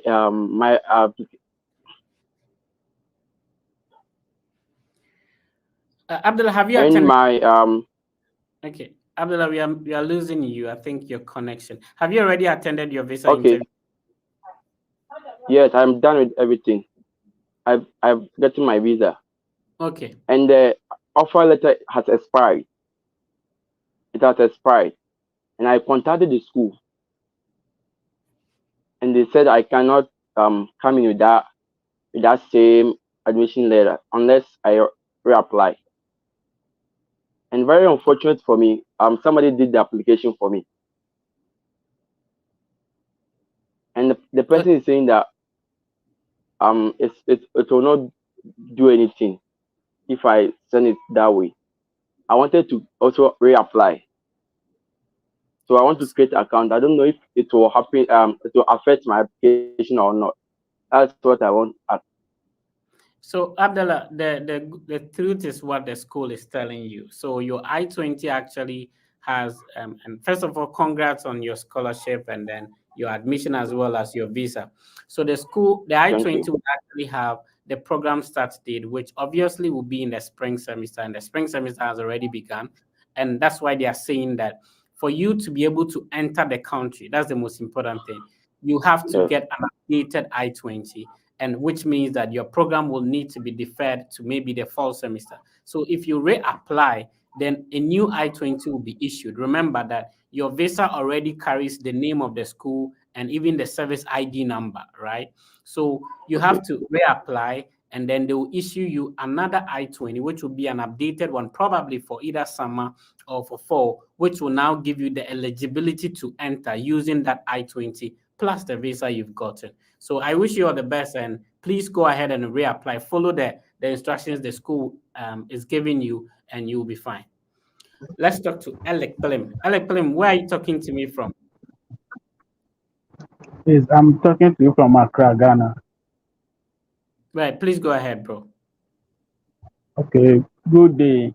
Thanks so much for the good work you are doing. Yeah, I appreciate the support, bro. Please go ahead. Please, HND in electronic engineering. Hello. HND in electronic HND in electrical and electronic engineering, second class lower. So I want to know if I can get a school in the US with fully funded scholarship. Yeah, is it a 3-year HND or a 2-year HND? 3-year HND. Yeah, obviously. So you can apply for a master's or a bachelor's. If you want a bachelor's degree, my team can help you with the application for free. With a master's, we can assist you with a mentorship program. So you have to make that decision whether you want to go in for a direct master's degree or you want to apply for a bachelor's. But of course, with any of these approaches, there is always a scholarship available that you can take advantage of. Yeah, thanks so much. You're welcome, bro. Let's talk Desmond. Desmond, can you hear me? Yes, I can hear you. Thank you, Fred, and good evening. Desmond, please go ahead. Okay, so thank you. Last year, I think September, we spoke, and you encouraged me to evaluate my diploma certificate as a trained teacher here in Ghana. And then I've done the evaluation with I applied to the University of Westchester, Pennsylvania, And then I did ask Wes to forward my evaluated transcript to them. But then the graduate school, Assistant Director of Admissions emailed me back and highlighted my evaluated transcript, which did state that 3 year of undergraduate study, and that rather requested for 4 year bachelor's. I don't know whether, as you are encouraging HND and others, I have a diploma in education, 3 year. I don't know whether I rather chose the wrong school or other schools do accept it for masters. Thank you. That's my question, my first question. Great. So even without the evaluation, there are a lot of schools that would accept, the 3 year. Now, what you needed to do prior to applying was to send your transcript and resume to the HOD of the department. You are right. Some schools would actually still demand for that. But since you have the evaluation done, you need to share that transcript with the HOD before you even submit your application. Remember, if you make that inquiries, all the information about scholarship, whether you be considered for admission, will be known to you even before you go ahead, spend time, effort, and money to pay an application fee to apply. So please, before you apply to any school, kindly do that, and then you are good to go.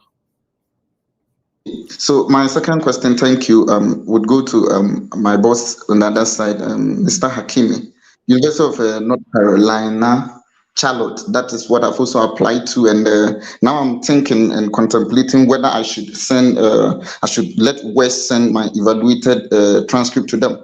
But then I'm considering your school now, and I would like to apply to your school. And I did education, and I've chosen higher education policy, and sometimes curriculum and instruction. So I don't know whether I should still go through the procedure that Mr. Fred is saying by emailing your school, that department first. That is my question to you. Okay, or I can go because ahead. you actually joined this program or this section, feel free to ask any questions right now. If you're trying to ask questions for me, I will provide that for you, basically.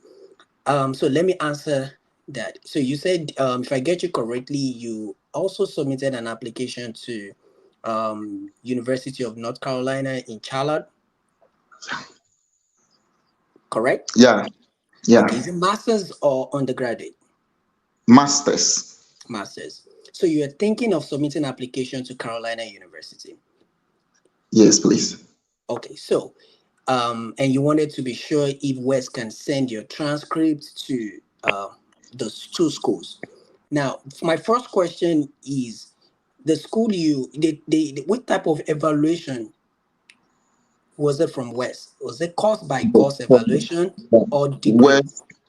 Wes, course by course evaluation for diploma in education, which of course I think Fred understands it better. Yes, I do too as well, but I'm just trying to be sure because you also said you have an HND. No, diploma in education. That is the diploma in education. Okay, I'm sorry about that. So, what was the GPA, the final GPA, if you're willing to share? Is that before evaluation or after? After evaluation. Everything should be after evaluation. After evaluation is 3.2 GPA. Okay, great. So what I would advise you to do is, you should not put all your eggs in one basket. You understand? You can as well submit to our school. Our school has a master's in education, and we have 2 concentration, master's in educational leadership and curriculum and instruction. And I heard you mentioning curriculum and instruction. So if you consider that, you should apply to the school and pick curriculum and instruction for your concentration. Immediately you submit your application, you can request Wes to send your transcripts to the school. For instance, my school, we do not accept a transcript from the student or from your previous institution. So you can also request Wes to send your transcript to our school. Once we receive that, an admission officer will make a decision on you. But with the GPA that you have provided, I'm so confident that yes, you possibly on your way to the United States. Thank you very much. All right, awesome. Thank you so much, Hakeem, for joining me. I think I'll get in touch with you, bro, and then we would organize a special. Anytime, sir. I'm glad. I'm honored. This wasn't a planned. Yeah, this It's, wasn't. and it came a coincidence. I just saw your notification and I said, "Oh, Mr. Fred is going online." I'm always watching you behind the camera and to listen because every day there are information people learn. Information changes every day, so I'm Right. always liking to stay on top of the information. So Good. I'm glad that I'm able to join this section, and I'm glad I've been able to provide my own best of understanding. I stand to be corrected if I made a mistake one or two, but I tried my possible best to provide the best answer. Thank you very much, Fred, for allowing I me to appreciate your feature time. your Thank you. program today. Yeah, great. So everyone is going to be I'll be live and their specific topics we'll be discussing every weekend. So if you have anybody who wants to study abroad, you just have to tell the person to follow the Fred Effect on YouTube, Facebook, Instagram, and on Twitter, TikTok. The same handle, the Fred Effect. Is you can schedule a private one-on-one conversation, and then we can also have a conversation suited to your situation and the kind of questions you want addressed. It is always good to get somebody to help you through this process, simply because we have been able to go through, and so some of the mistakes we made and some of the challenges we face, we wouldn't want you to go through similar challenges. I did national service in Bole Bamboy. I graduated from University of Cape Coast and I was sent to Bole Bamboy for national service, and I've been able to make it here. So can you, especially those of you who are even closer to Accra and Kumasi. You're even closer to the airport than I was. I was all the way in Bolibam, but I've been able to make it here. So the reason why, we all want scholarships is because we are not able to afford it. Are there scholarships available? They are. You wouldn't be the first person to study abroad, neither would you be the last person. So all the people you see, some of us that have had the opportunity to be here studying abroad, are not more intelligent than you, or maybe we sort of had some special qualities than you do. We took advantage of opportunities, and we are here to share some of these opportunities with you that could also help you achieve your dream. So understand that even if you have a low CGP, it's highly possible. Would you be the first person to have a low CGP and study abroad? No. Would you be the last person? No. So there's always opportunity for everyone. If you're from a poor background like myself, you can still do it, because some of us have been able to do it, and you can also do it. So it's been great coming your way. I had a little bit of challenges trying to set up my devices and all that, but fortunately Hakeem also joined from North Carolina, and so you check out Carolina University, and we share the screen. So you can always listen and replay this live back on Twitter, on Facebook, on Instagram, and also on YouTube. So at the moment, my team is currently working on applications for free for people with high school and diploma. I don't know how long we can continue to do this, but so far we've been able to be a blessing to a lot of people, and most of them have been able to make it here. And some of them are also going through the process of admission and visa interview and stuff like that. If you have an interview scheduled, you can send me a message on Instagram. I'll bring you on board to our WhatsApp group, where we assist people with visa interview, mock interviews, and all that. You can also schedule a one-on-one session with Argo Visa. Just use the Fred Effect as your code, and then you get a percentage of when you schedule with them. So I'll be live on Sunday. I'll be bringing you a lot of insightful information as we all go through your study abroad preparation and the journey. So most of the things you're going through, all of us have been through. You're not the first person. So when you seek for help, advice, it makes the process very easier for you, so that you don't go through the same struggles some of us went through. My name is Fred. This has been the Fred Effect. I appreciate your time, and I will meet you on Sunday. If you requested and I wasn't able to approve, I'm super sorry. Type your questions in the chat. Hit me up on Instagram. I'll be happy to respond to you. And next week, I'll be live. Let's have an interaction.